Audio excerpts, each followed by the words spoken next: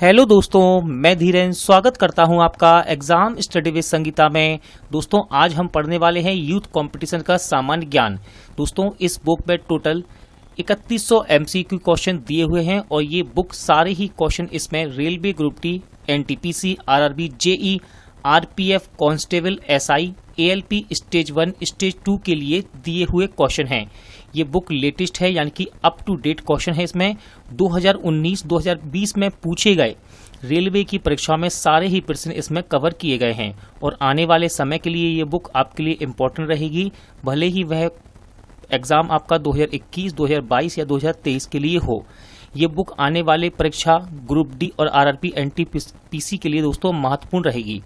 याद रखिएगा, ये इस बुक के प्राचीन इतिहास का पार्ट सेकंड है। इससे पहले हमने प्राचीन इतिहास का पार्ट फर्स्ट भी कंप्लीट किया है, जिसमें हमने सिंधु सभ्यता, वैदिक सभ्यता, महाजनपद, जैन धर्म, बौद्ध धर्म, पारसी धर्म और मौर्य साम्राज्य को कवर कर लिया है। और आज हम पढ़ेंगे दोस्तों इस बुक से प्राचीन इतिहास का पार्ट सेकंड को, और यहाँ हम प्राचीन इतिहास को कंप्लीट करेंगे, जिसमें लगभग 1 से लेकर 204 क्वेश्चन दिए हुए हैं, जो कि मोस्ट इंपॉर्टेंट हैं। तो चलिए दोस्तों, यदि आपको ये वीडियो अच्छा लगे, हेल्पफुल लगे, तो प्लीज़ वीडियो को लाइक और शेयर जरूर कीजिएगा। और यदि अब तक आपने हमारे चैनल को सब्सक्राइब नहीं किया है तो प्लीज़ चैनल को सब्सक्राइब जरूर कीजिएगा, जिससे कि आपको मेरे आने वाले नए वीडियो का नोटिफिकेशन टाइम पर मिलता रहे। तो चलिए दोस्तों, हम अपनी क्लास शुरू करते हैं। चलिए दोस्तों शुरू करते हैं मौर्योत्तर काल से। पहला क्वेश्चन है इसका, कनिष्क किस वंश से संबंधित थे? इंपॉर्टेंट क्वेश्चन रहता है। कनिष्क दोस्तों ये थे कुषाण वंश से। किस वंश से? कुषाण वंश से। देखिए, कुषाण वंश और कनिष्क से संबंधित मोस्ट इंपॉर्टेंट क्वेश्चन पेपर में पूछे जाते हैं, तो जरा हम इसकी डिस्क्रिप्शन भी देख लेते हैं। याद रखिएगा दोस्तों, कनिष्क कुषाण वंश का सबसे प्रतापी शासक था। इसने 78 ईस्वी में अपना राज्यारोहण किया था। इस उपलक्ष्य में एक संवत चलाया गया जो शक संवत कहलाता है, जिसे भारत सरकार द्वारा प्रयोग में लाया जाता है। 78 ईसा को शक युग का ही आरंभ भी माना जाता है। ठीक है दोस्तों, इसके शासनकाल में चौथी बौद्ध संगीति हुई थी कुंडलवन कश्मीर में। बौद्ध विद्वान वसुमित्र की अध्यक्षता में हुई थी दोस्तों ये। और याद रखिएगा, कनिष्क बौद्ध धर्म के महायान संप्रदाय का अनुयायी था। इसका राजवैद्य कौन था दोस्तों? चरक, जिसने चरक संहिता की रचना की थी। कनिष्क की मृत्यु 102 ईस्वी में हो गई थी और कुषाण वंश का अंतिम शासक वासुदेव था। दोस्तों यदि आप ध्यान से देखेंगे तो यहाँ पूरा का पूरा ल्यूसेंट का निचोड़ लिखा हुआ है कनिष्क के बारे में। मैं एक बार और रिपीट कर देता हूँ। देखिए, कनिष्क कुषाण वंश का शासक था, राज्यारोहण 78 में हुआ और शक संबंध चलवाया किसने दोस्तों? कनिष्क ने। ठीक है, कितना? 78 ईसा पूर्व में। इसके समय में बौद्ध संगीति भी हुई। कौन सी? चौथी बौद्ध संगीति। कहाँ? कश्मीर में। अध्यक्ष कौन थे? वसुमित्र। और कनिष्क बौद्ध धर्म के महायान संप्रदाय का अनुयायी था। और देखिए यहाँ पर कह रहा है कि इसका राजवैद्य कौन था? चरक, जिसने चरक संहिता भी लिखी। तो लगभग यहाँ पर दोस्तों 10 क्वेश्चन कंप्लीट आपके हो गए हैं। अगला क्वेश्चन देखते हैं। कनिष्क वंश का सम्राट था, यानी कि कनिष्क किस वंश का सम्राट था? तो अभी आपने पढ़ा है तो आप इसका आंसर आसानी से लगा सकते हैं। इसका आंसर रहेगा कुषाण वंश। तो कनिष्क कुषाण वंश का सम्राट यानी सम्राट था। अगला क्वेश्चन है, शक युग यानी कि शाक ईरा आरंभ हुआ था। अभी हमने देखा था दोस्तों, डिस्क्रिप्शन में पढ़ा भी था इसे, तो याद रखिएगा शक युग ये हुआ है सन 78वीं ईस्वी में। याद रखिएगा, ईस्वी में ये शुरू हुआ था और इसे किसने चलवाया? कनिष्क ने, जो कि कुषाण वंश का शासक था। कुषाण राजाओं में सबसे मशहूर कौन थे जो कुषाण राजवंश के तीसरे शासक थे? राइट आंसर रहेगा दोस्तों कनिष्क। ठीक है ना, कुषाण राजाओं में सबसे मशहूर यानी कि महान शासक कौन हुए? कनिष्क हुए। ठीक है, देखिए कुषाण शासकों में सबसे प्रसिद्ध था कनिष्क। इसका समय कितना था? 78 ईस्वी से 101 या 102 ईस्वी, जो कुषाण राजवंश के तीसरे शासक थे। इसकी राजधानी पुरुषपुर यानी कि जो कि पेशावर के नाम से जानी जाती है थी। कुषाण वंश का संस्थापक कुजुल कड़फिसेस था। कौन था? कुजुल कड़फिसेस। कनिष्क भारतीय इतिहास में अपनी विजय, धार्मिक प्रवृत्ति, साहित्य, कला प्रेमी होने के नाते विशेष स्थान रखता है। ईसा पूर्व कितनी शताब्दी की शुरुआत में कुषाणों ने भारत की उत्तर पश्चिम सीमा पर अपना अधिकार स्थापित किया? राइट आंसर है पहली। याद रखिएगा, ईसा पूर्व पहली शताब्दी की शुरुआत में कुषाणों ने भारत की उत्तर पश्चिम सीमा पर अपना अधिकार स्थापित किया था। यहाँ से कुछ इंपॉर्टेंट फैक्ट हैं जिन्हें हम कंप्लीट करते हैं। दोस्तों, ईसा पूर्व पहली शताब्दी के आरंभ में यानी कि 15वीं ईस्वी में कुषाणों ने भारत की उत्तर पश्चिम सीमा पर अपना अधिकार स्थापित किया। कुषाण वंश का संस्थापक कुजुल कटफिसिस थे, जो चीनी समुदाय से संबंधित थे। इस वंश का सबसे महत्वपूर्ण शासक कौन था? कनिष्क, जो 78 ईस्वी में राजा बना। कनिष्क बौद्ध धर्म का अनुयायी था। उसके शासनकाल में चतुर्थ बौद्ध संगीति का आयोजन कुंडलवन कश्मीर में किया गया था।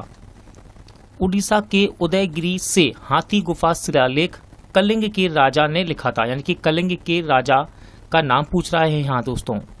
तो इसका राइट आंसर है ऑप्शन ए, यानी कि खारवेल। याद रखिएगा, उड़ीसा के उदयगिरी से हाथी गुफा शिलालेख कलिंग के राजा खारवेल ने लिखा था। ठीक है, अब इसके बारे में कुछ इंपॉर्टेंट फैक्ट हैं, उन्हें हम कंप्लीट करते हैं। देखिए, उड़ीसा में उदयगिरी नामक पहाड़ी की गुफा में एक शिलालेख प्राप्त हुआ जो हाथी गुफा शिलालेख के नाम से प्रसिद्ध है। इसे तिथि रहित अभिलेख भी कहते हैं। बहुत इंपॉर्टेंट फैक्ट है, इसे तिथि रहित अभिलेख भी कहते हैं। इसे कलिंग राजा खारवेल ने उत्कीर्ण कराया था। यह लेख प्राकृत भाषा में है और प्राचीन भारतीय इतिहास में इसका बहुत अधिक महत्व है। हर्षवर्धन के राजसभा के कवि कौन थे? दोस्तों, यहाँ से गुप्त और गुप्तोत्तर साम्राज्य शुरू हो चुका है और इसका राइट आंसर है बाणभट्ट। याद रखिएगा, हर्षवर्धन के राजसभा के कवि बाणभट्ट थे। देखिए, बात हर्षवर्धन की हो रही है तो कुछ मोस्ट इंपॉर्टेंट फैक्ट यहाँ से आपके लिए कंप्लीट करते हैं हम, जो कि एग्जाम के लिए इंपॉर्टेंट हैं। देखिए, बाणभट्ट हर्षवर्धन की राजसभा के दरबारी कवि थे। ये संस्कृत के प्रकांड विद्वान थे। इन्होंने हर्षचरित एवं कादम्बरी की रचना की थी। चंद्रवरदाई पृथ्वीराज चौहान के राजकवि थे। ठीक है ना, यहाँ एक्स्ट्रा फैक्ट है, चंद्रवरदाई जो कि ऑप्शन सी में है, ये पृथ्वीराज चौहान के राजकवि थे। इन्होंने पृथ्वीराज रासो की रचना की थी। ऑप्शन ए में है जयदेव लक्ष्मण सेन के दरबारी कवि थे। इन्होंने गीत गोविंद की रचना की थी। हर्ष की मृत्यु के बाद 7वीं शताब्दी के आसपास प्रभुत्व में आए और उनके काल को भारत के अंधे युग के रूप में माना जाता था। तो दोस्तों, ये थे आपके राजपूत, यानी कि ऑप्शन ए। देखिए, हर्ष की मृत्यु के बाद 7वीं शताब्दी के आसपास राजपूत प्रभुत्व में आए और उनके काल को भारत के अंधे युग के रूप में माना जाता है। देखिए, हर्षवर्धन की मृत्यु के पश्चात उसका संपूर्ण साम्राज्य छोटे छोटे राज्यों में बंट गया, जिसमें अधिकांश राज्य के शासक राजपूत जाति के थे। 7वीं से 12वीं सदी भारतीय इतिहास में राजपूत युग के नाम से जानी जाती है। हर्ष की मृत्यु के बाद राजपूत, जिनमें गुर्जर, प्रतिहार, पाल एवं राष्ट्रकूट शामिल थे, में त्रिकोणात्मक संघर्ष हुआ, जिसमें गुर्जर प्रतिहार वंश विजयी हुआ और कन्नौज पर उन्होंने आधिपत्य हासिल किया। चंद्रगुप्त द्वितीय ने गुप्त साम्राज्य का किस ईस्वी में गुजरात तक विस्तार कर लिया था? सही आंसर है 390 ईस्वी में। दोस्तों, याद रखिएगा, चंद्रगुप्त द्वितीय ने गुप्त साम्राज्य का 390 ईस्वी में गुजरात तक विस्तार कर लिया था। चीनी यात्री इत्सिंग किस में 3 वर्ष के ठहर कर संस्कृत सीखा था? तो दोस्तों, इसका राइट आंसर है ताम्रलिप्ति। क्या है? ताम्रलिप्ति। चीनी यात्री इत्सिंग ने ताम्रलिप्ति में 3 वर्ष ठहरकर संस्कृत लिखा था। जरा देख लेते हैं इत्सिंग के बारे में, ये कौन था? याद रखिएगा, इत्सिंग चीनी बौद्ध यात्री था। यह 7वीं शताब्दी के अंत में भारत आया था। वह दक्षिण के समुद्री मार्ग से होकर भारत आया और सुमित्रा तथा लंका होते हुए वह ताम्रलिप्ति पहुंचा, जहां 3 वर्षों तक रहकर संस्कृत का इसने अध्ययन किया। हर्षवर्धन की मृत्यु के बाद प्रतिहार, पाल एवं राष्ट्रकूट वंशों के राजाओं ने कहां पर आधिपत्य प्राप्त करने के लिए एक दूसरे के साथ युद्ध किया? राइट आंसर इसका कन्नौज। याद रखिएगा, हर्षवर्धन की मृत्यु के बाद प्रतिहार, पाल एवं राष्ट्रकूट वंशों ने कन्नौज पर आधिपत्य प्राप्त करने के लिए एक दूसरे के साथ युद्ध किया। देखिए, इंपॉर्टेंट फैक्ट भी यहाँ लिखा हुआ है। देखिए, इंपॉर्टेंट फैक्ट देख लेते हैं। हर्ष के पश्चात कन्नौज विभिन्न शक्तियों का केंद्र बन गया। 8वीं शताब्दी में कन्नौज पर अधिकार करने के लिए 3 बड़ी शक्तियों, जिनके नाम थे पाल, प्रतिहार, राष्ट्रकूटों के बीच संघर्ष आरंभ हो गया। यह संघर्ष लगभग 200 वर्षों तक चला। त्रिपक्षीय संघर्ष के फलस्वरूप कन्नौज पर अंतिम रूप से गुर्जर प्रतिहार शासकों ने अधिकार कर लिया। इंपॉर्टेंट क्वेश्चन है, प्रसिद्ध चीनी यात्री हेन सांग किसके शासनकाल में भारत आया था? सही आंसर इसका हर्षवर्धन। दोस्तों नाम आ गया है हर्षवर्धन का, तो मोस्ट इंपॉर्टेंट फैक्ट इस क्वेश्चन के यहां से बनते हैं। चलिए देखते हैं हम इन्हें। देखिए हेन सांग 7वीं सदी में हर्षवर्धन के समय में भारत आया था और इसकी एक मोस्ट इंपॉर्टेंट रचना है जो कि यहाँ दे रखी है, सी यू की। किसकी रचना है ये? सी यू की, हेन सांग की। इसने उस समय के सामाजिक, राजनीतिक, आर्थिक, धार्मिक और प्रशासनिक पक्षों का वर्णन किया। यह भारत में 627 ईस्वी से 643 ईस्वी तक रहा तथा बौद्ध शास्त्रों का अध्ययन इसने किया। हेनसांग को यात्रियों का राजकुमार कहा जाता है। मोस्ट इंपॉर्टेंट फैक्ट है, हेनसांग को यात्रियों का राजकुमार कहा जाता है। कौन एक चीनी बौद्ध भिक्षु था जिसने नालंदा में बौद्ध शास्त्रों का अध्ययन किया और 627 से 643 ईस्वी तक भारत की 17 वर्ष की लंबी यात्रा के लिए प्रसिद्ध है? अभी हमने डिस्क्रिप्शन पढ़ी थी, वहां हमने कुछ सीखा था दोस्तों, तो आप आसानी से इसका आंसर लगा सकते हैं। तो देखिए इसका आंसर क्या होगा, हेनसांग। याद रखिएगा, हेनसांग एक चीनी बौद्ध भिक्षुक था जो नालंदा में बौद्ध शास्त्रों का अध्ययन इसने किया। 627 से 643 ईस्वी तक भारत की 17 वर्ष की लंबी यात्रा के लिए प्रसिद्ध है। इनमें से कौन सा चीनी यात्री नालंदा आया और छात्र और शिक्षक दोनों के रूप में रहा?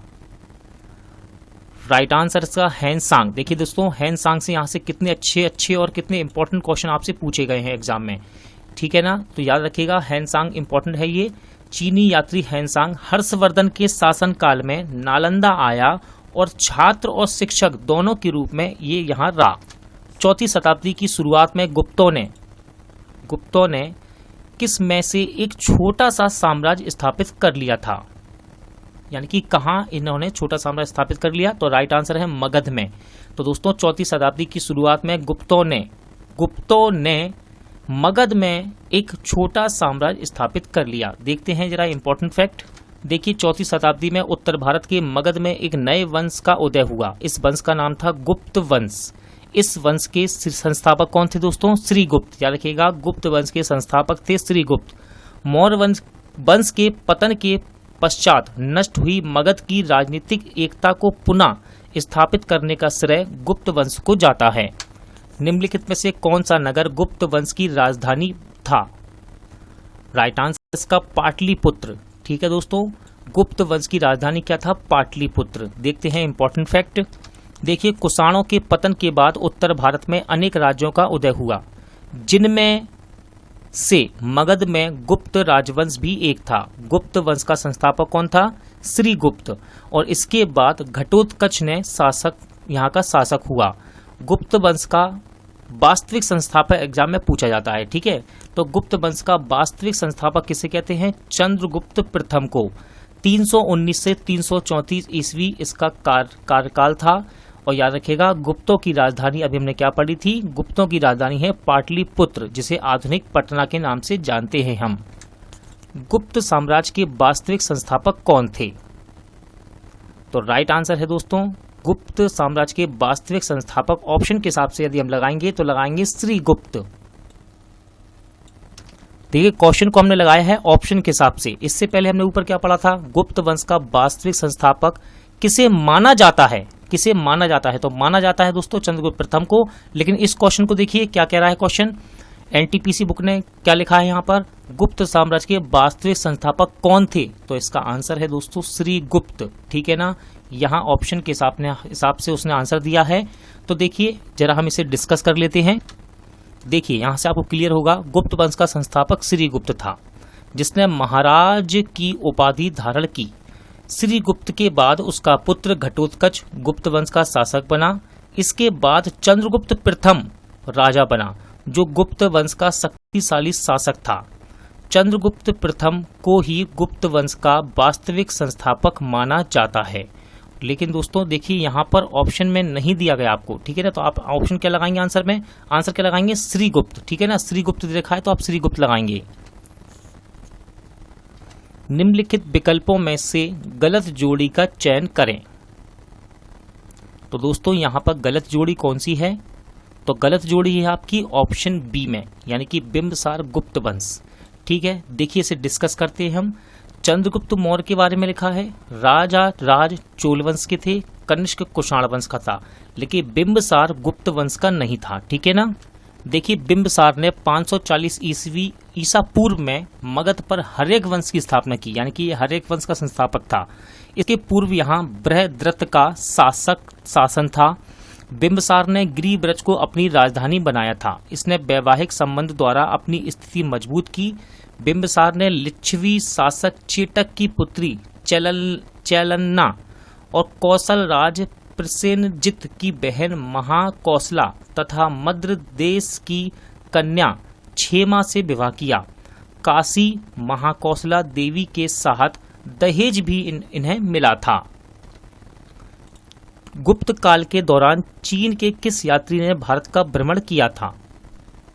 राइट आंसर है दोस्तों फाइयान।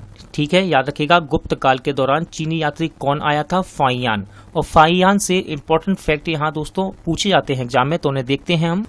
देखिए गुप्त काल के दौरान चीनी यात्री फाइयान भारत आया था। वह चंद्रगुप्त द्वितीय के शासनकाल में भारत आया। फाइयान ने भारत यात्रा का उद्देश्य बौद्ध हस्तलिपियों एवं बौद्ध स्मृतियों को खोजना था। इसलिए फाइयान ने उन्हीं स्थानों के भ्रमण को महत्व दिया है जो बौद्ध धर्म से संबंधित थे। किसने 7वीं और 8वीं सदी में बहुत शक्तिशाली हो गए और कांचीपुरम उनकी राजधानी थी? तो राइट आंसर इसका पल्लव। याद रखिएगा पल्लव 7वीं और 8वीं सदी में बहुत शक्तिशाली हो गए और कांचीपुरम उनकी राजधानी थी। बात पल्लव वंश की है दोस्तों, तो थोड़ा यहाँ देख लेते हैं। 7वीं और 8वीं सदी में पल्लव एक शक्तिशाली वंश के रूप में स्थापित हुए, जिसका वास्तविक संस्थापक सिंह विष्णु को माना जाता है। इन्होंने अवनी सिंह की उपाधि धारण की। पल्लवों की राजधानी कांचीपुरम थी। सिंह विष्णु के दरबार में किरातनिजीयम के लेखक भारवी को संरक्षण प्राप्त था।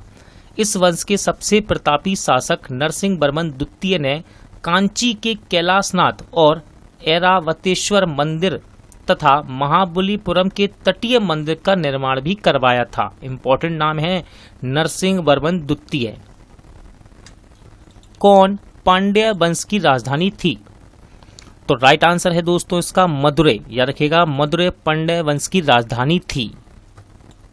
देखिए तमिल प्रदेश का इतिहास मुख्य रूप से 3 राजवंशों में रहा है, चोल, चेर, पांड्य।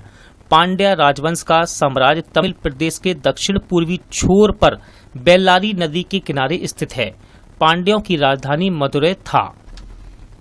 किसने मदुरै के आसपास के क्षेत्रों पर शासन किया और 13वीं शताब्दी में सर्वोच्चता प्राप्त की? अभी हमने डिस्क्रिप्शन पढ़ी थी दोस्तों, तो इसका राइट आंसर क्या होगा आपके हिसाब से? इसका सही आंसर रहेगा पांड्या। पांड्यों ने मदुरै के आसपास के क्षेत्र में शासन किया और 13वीं शताब्दी में सर्वोच्चता प्राप्त की। देखिए पांड्य वंश से इंपॉर्टेंट फैक्ट यहाँ है। पांड्य वंश के शासकों ने मदुरै पर शासन किया। पांड्य वंश का इतिहास 3 चरणों में विभाजित था। संगमकालीन पांड्य राज्य, दूसरा है कंडूगोन द्वारा स्थापित प्रथम पांड्य साम्राज्य, तीसरा है सुंदर पांड्य द्वारा स्थापित द्वितीय पांड्य साम्राज्य। देखिए इंपॉर्टेंट फैक्ट देखिए, तमिल रचना संगम साहित्य से पांड्य वंश की जानकारी प्राप्त होती है। मदुरै दक्षिण भारत के तमिलनाडु राज्य का एक मुख्यालय नगर है। यह नगर अपने प्राचीन मंदिरों के लिए जाना जाता है। यहाँ एक मुख्य आकर्षण मीनाक्षी मंदिर है। ठीक है ना, मीनाक्षी मंदिर भी यहीं है। पूर्व चोल राजाओं में से किसे सबसे महान माना जाता है? तो सही आंसर है दोस्तों इसका करिकाल। याद रखिएगा पूर्व चोल राजाओं में से करिकाल को सबसे महान माना जाता है। देखते हैं चोल वंश के बारे में कुछ जानकारी। चोलों की प्रारंभिक राजधानी उत्तरी मनलूर थी। बाद में उरैयायूर एवं तंजावुर बनी। संगमकालीन तीनों राज्यों में सर्वप्रथम चोलों का अभ्युदय हुआ था। इस वंश का सबसे प्रतापी शासक करिकल, यानी कि इसे करिकला भी कहते हैं, था, जिसने वाणी के युद्ध में पांड्य तथा चेर सहित 11 राजाओं को हराया। करिकल ने कावेरी के तट पर पोहार पत्तन, जिसे कावेरी पत्तनम के नाम से जाना जाता है, नगर की स्थापना की। चोलों का प्रमुख बंदरगाह कावेरी पत्तनम और राजकीय चिन्ह इनका बाग था। पल्लव वंश के कौन से राजा संस्कृत नाटक भी लिखा करते थे? इंपॉर्टेंट क्वेश्चन है। राइट आंसर इसका महेंद्र वर्मन। याद रखिएगा, पल्लव वंश के महेंद्र वर्मन राजा संस्कृत नाटक भी लिखा करते थे। देखिए, नाटक लिखने की बात है महेंद्र वर्मन की, तो पल्लव वंश के राजा महेंद्र वर्मन प्रथम के समय में पल्लव साम्राज्य ने न केवल राजनीति की दृष्टि से बल्कि सांस्कृतिक, साहित्यिक, कलात्मक दृष्टि से भी अपने चरमोत्कर्ष पर ये थी। महेंद्र वर्मन प्रथम ने मत विलास प्रहसन, याद रखिएगा इंपॉर्टेंट है, पूछा जाता है, मत विलास प्रहसन की रचना की तथा साथ ही साथ भगवते ज्यूकियम जैसे महत्वपूर्ण ग्रंथों की रचना की। संस्कृत में भी कई नाटक इन्होंने लिखे। क्वेश्चन नंबर 102 देखते हैं। किस चालुक्य राजा ने कन्नौज के राजा हर्ष को पराजित किया था? मोस्ट इंपॉर्टेंट क्वेश्चन है दोस्तों, एग्जाम में कई बार पूछा गया है, रेलवे से लेके एनटीपीसी हर किताब में मैंने इस क्वेश्चन को देखा है। तो ये आंसर है इसका पुलकेशिन द्वितीय। याद रखिएगा, किस चालुक्य राजा ने कन्नौज के राजा हर्षवर्धन को पराजित किया था? तो ये थे पुलकेशिन द्वितीय। देखिए, कन्नौज के राजा हर्ष को बादामी के चालुक्य शासक पुलकेशिन द्वितीय ने नर्मदा नदी के तट पर, याद रखिएगा, नर्मदा नदी के तट पर हराया था। दोनों राजाओं की साम्राज्यवादी महत्वाकांक्षाओं ने संघर्ष को अनिवार्य बना दिया। चोल राजवंश के अंतिम शासक कौन थे? राइट आंसर इसका राजेंद्र चोल थर्ड। राजेंद्र चोल थर्ड चोल वंश के अंतिम राजा थे, राजेंद्र चोल थर्ड। देखते हैं चोल वंश के बारे में जानकारी को। देखिए, चोल वंश का अंतिम शासक अधिराजन या इसी को ही राजेंद्र चोल थर्ड कहा जाता है। बिजाल्या ने 850 ईस्वी में चोल वंश की स्थापना की और इसकी राजधानी थी तंजोर। ठीक है, चोल वंश की राजधानी क्या थी? तंजोर। किसने की थी स्थापना? बिजाल्या ने। यह राज्य पेन्नार और कावेरी नदियों के बीच पूर्वी तट पर अवस्थित था। अगला क्वेश्चन देखते हैं। कौन से चोल राजा ने मालदीव के द्वीपों पर दरियाई विजय पाई थी?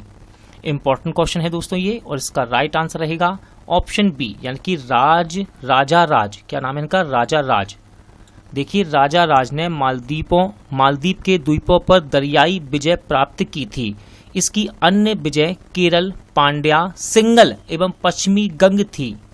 राजा की प्रथम विजय केरल थी, जबकि अंतिम विजय मालदीव था। प्रारंभिक चेर वंशीय राजाओं ने किन राज्यों पर शासन किया था? राइट आंसर इसका तमिलनाडु एवं केरल। याद रखिएगा, प्रारंभिक चेर वंशीय राजाओं ने तमिलनाडु और केरल पर राज्य किया था। देखिए, चेर वंश की हम बात कर लेते हैं। प्रारंभिक चेर वंशीय के राजाओं ने तमिलनाडु, केरल राज्यों पर शासन किया। चेरों का शासन काल संगम साहित्य के युग के पूर्व आरंभ हुआ था। उसने आधुनिक श्रावणकोर, कोचीन, मालाबार, कोयम्बटूर एवं सेलम जिलों के प्रदेश सम्मिलित थे। अगला क्वेश्चन देखते हैं। किस भारतीय राजा ने पूर्व एशियाई के कुछ हिस्सों को जीतने के लिए नौसैनिक शक्ति का इस्तेमाल किया? बहुत ही मोस्ट इंपॉर्टेंट क्वेश्चन है दोस्तों, नौशक्ति का इस्तेमाल किसने किया? तो सही आंसर है ऑप्शन सी, राजेंद्र चोल। चलिए, राजेंद्र चोल के बारे में हम कुछ जानकारी प्राप्त कर लेते हैं, इंपॉर्टेंट है। देखिए, भारतीय राजा राजेंद्र चोल ने दक्षिण पूर्व एशिया को जीतने के लिए नौशक्ति का इस्तेमाल किया। भारत के इतिहास में केवल चोल वंश ही है जिसने नौसेना पर अधिक ध्यान दिया है। इसने गंगोई कोड की उपाधि धारण की थी। किसने? राजेंद्र चोल ने। विद्याशक्ति किस वंश के संस्थापक थे? तो राइट आंसर है दोस्तों इसका ऑप्शन ए, यानी कि बाकाटक। याद रखिएगा, विद्याशक्ति बाकाटक राजवंश के संस्थापक थे। अब ये बाकाटक कौन सा राजवंश है, इसे देख लेते हैं हम। देखिए, विद्याशक्ति बाकाटक राजवंश के संस्थापक थे। बाकाटक राजवंश मध्य प्रदेश के ऊपरी भाग पर तथा बरार यानी कि आंध्र प्रदेश तक विस्तृत था। विद्याशक्ति का उल्लेख वायु पुराण तथा अजंता लेख में मिलता है। इस वंश का सबसे शक्तिशाली राजा प्रवरसेन प्रथम था। प्रवरसेन इस वंश का इकलौता शासक था जिसने सम्राट की उपाधि धारण की। इंपॉर्टेंट रहेगा दोस्तों ये क्वेश्चन, ठीक है ना। बाकाटक वंश। अगला क्वेश्चन है पाल राजवंश का पहला राजा कौन था? मोस्ट इंपॉर्टेंट क्वेश्चन है। सही आंसर इसका गोपाल, यानी कि पाल वंश का पहला राजा कौन था दोस्तों? गोपाल। चलिए देखते हैं पाल वंश की जानकारी को। देखिए पाल वंश के बारे में मोस्ट इंपॉर्टेंट फैक्ट एग्जाम में पूछता है, तो देख लीजिए पाल वंश का संस्थापक व प्रथम राजा गोपाल 750 ईस्वी में हुआ। इस वंश की राजधानी मुंगेर थी, याद रखिएगा पाल वंश की राजधानी क्या थी? मुंगेर। यह बौद्ध धर्म के अनुयायी थे। इसने उदंतपुरी विश्वविद्यालय की स्थापना की थी। पाल वंश के प्रमुख राजा धर्मपाल, देवपाल, नारायणपाल, माहीपाल, नयापाल आदि थे। पाल वंश का सबसे महान शासक हुआ दोस्तों धर्मपाल, ठीक है ना। पहला शासक कौन था? ये आपने देख लिया, गोपाल, ठीक है ना। पहला शासक गोपाल और सबसे महान शासक धर्मपाल, जिसने विक्रमशिला विश्वविद्यालय की स्थापना की थी। इसलिए इंपॉर्टेंट है दोस्तों, विक्रमशिला विश्वविद्यालय की स्थापना की थी धर्मपाल ने। इनमें से कौन सा राजवंश दक्षिण भारत से संबंधित नहीं है? राइट आंसर है दोस्तों इसका, तो सही आंसर इसका पाल वंश। देखिए यहाँ इंपॉर्टेंट फैक्ट बनेंगे दोस्तों। क्वेश्चन में कह रहा है कौन सा दक्षिण भारत से संबंधित नहीं है, तो पाल वंश नहीं है, क्योंकि ये दोस्तों दक्षिण भारत से नहीं है, ये है बंगाल में, ठीक है। इसका संबंध है बंगाल से। और बाकी के जो हैं लिखे हुए हैं पांड्या, सातवाहन, पल्लव, इन्हें हम देख लेते हैं। देखिए पांड्या, सातवाहन, पल्लव वंश दक्षिण भारत के प्रसिद्ध राजवंश हैं, जबकि पाल वंश की स्थापना बंगाल में गोपाल ने की थी। पाल वंश की राजधानी अभी हमने पढ़ी थी, क्या थी? मुंगेर। और पाल वंश का अगला शासक धर्मपाल हुआ, जिसके काल में त्रिपक्षीय संघर्ष की शुरुआत हुई थी, ठीक है दोस्तों। इसने विक्रमशिला विश्वविद्यालय एवं सोमपुर महाविहार की स्थापना की, ठीक है, महाविहार की स्थापना की। नालंदा विश्वविद्यालय का जीर्णोद्धार भी कराया था। इसका उत्तराधिकारी हुआ देवपाल। इसी के काल में जावा के शैलेंद्र शासक बालपुत्र देव ने नालंदा में बौद्ध विहार बनवाया था। और पाल वंश का अंतिम शासक कौन था? रामपाल। देखिए अगला क्वेश्चन मोस्ट इंपॉर्टेंट है। इंडिका पुस्तक के लेखक कौन हैं? तो इसका राइट आंसर है मेगास्थनीज। दोस्तों मेगास्थनीज इंडिका पुस्तक के लेखक हैं, और ये नाम एक ऐसा नाम है मेगास्थनीज, यहाँ से मोस्ट इंपॉर्टेंट क्वेश्चन एग्जाम में पूछता है। तो दोस्तों हम देखते हैं इसका डिस्क्रिप्शन। मेगास्थनीज 350 ईसा पूर्व से 290 ईसा पूर्व यूनान का एक राजदूत था। किसका? यूनान का, जो चंद्रगुप्त के दरबार में आया था। वह कई वर्षों तक चंद्रगुप्त के दरबार में रहा। उसने कुछ भारत में देखा, उसका वर्णन उसने इंडिका नामक पुस्तक में किया। मेगास्थनीज ने पाटलिपुत्र का बहुत ही सुंदर और विस्तृत वर्णन किया है। इंडिका किसने लिखी है? देखिए फिर से वही क्वेश्चन इसने रिपीट किया। इसका राइट आंसर क्या रहेगा? मेगास्थनीज, यानी कि ऑप्शन डी। तो इंडिका पुस्तक को लिखा है मेगास्थनीज ने। तमिल कवि कंवन ने निम्नलिखित में से किस ग्रंथ के तमिल संस्करण का संकलन किया? राइट आंसर है रामायण। याद रखिएगा तमिल कवि कंवन ने निम्नलिखित में से रामायण का ग्रंथ का तमिल संस्करण किया है। दोस्तों तमिल भाषा के कवि थे कंवन। इन्होंने रामायण का तमिल संस्करण, जिसका नाम है कंबा रामायणा के नाम से संकलित किया था। यह तमिल साहित्य की सर्वोत्कृष्ट कृति है। निम्नलिखित में से किसने प्राचीन भारत में मृच्छकटिकम पुस्तक संकलित की? मोस्ट इंपॉर्टेंट क्वेश्चन है। राइट आंसर है दोस्तों शूद्रक, ऑप्शन बी इसका सही आंसर है। देखिए मृच्छकटिकम, इसका डिस्क्रिप्शन देख लीजिए। ये एक प्राचीन संस्कृत ग्रंथ है। शूद्रक द्वारा रचित इस नाटक से गुप्तकालीन सांस्कृतिक इतिहास की जानकारी मिलती है। क्वेश्चन नंबर 114 देखते हैं दोस्तों। प्राचीन भारत में कल्हड़ द्वारा निम्नलिखित में से कौन सी पुस्तक लिखी गई? मोस्ट इंपॉर्टेंट क्वेश्चन है, पूछा जाता है दोस्तों ये क्वेश्चन।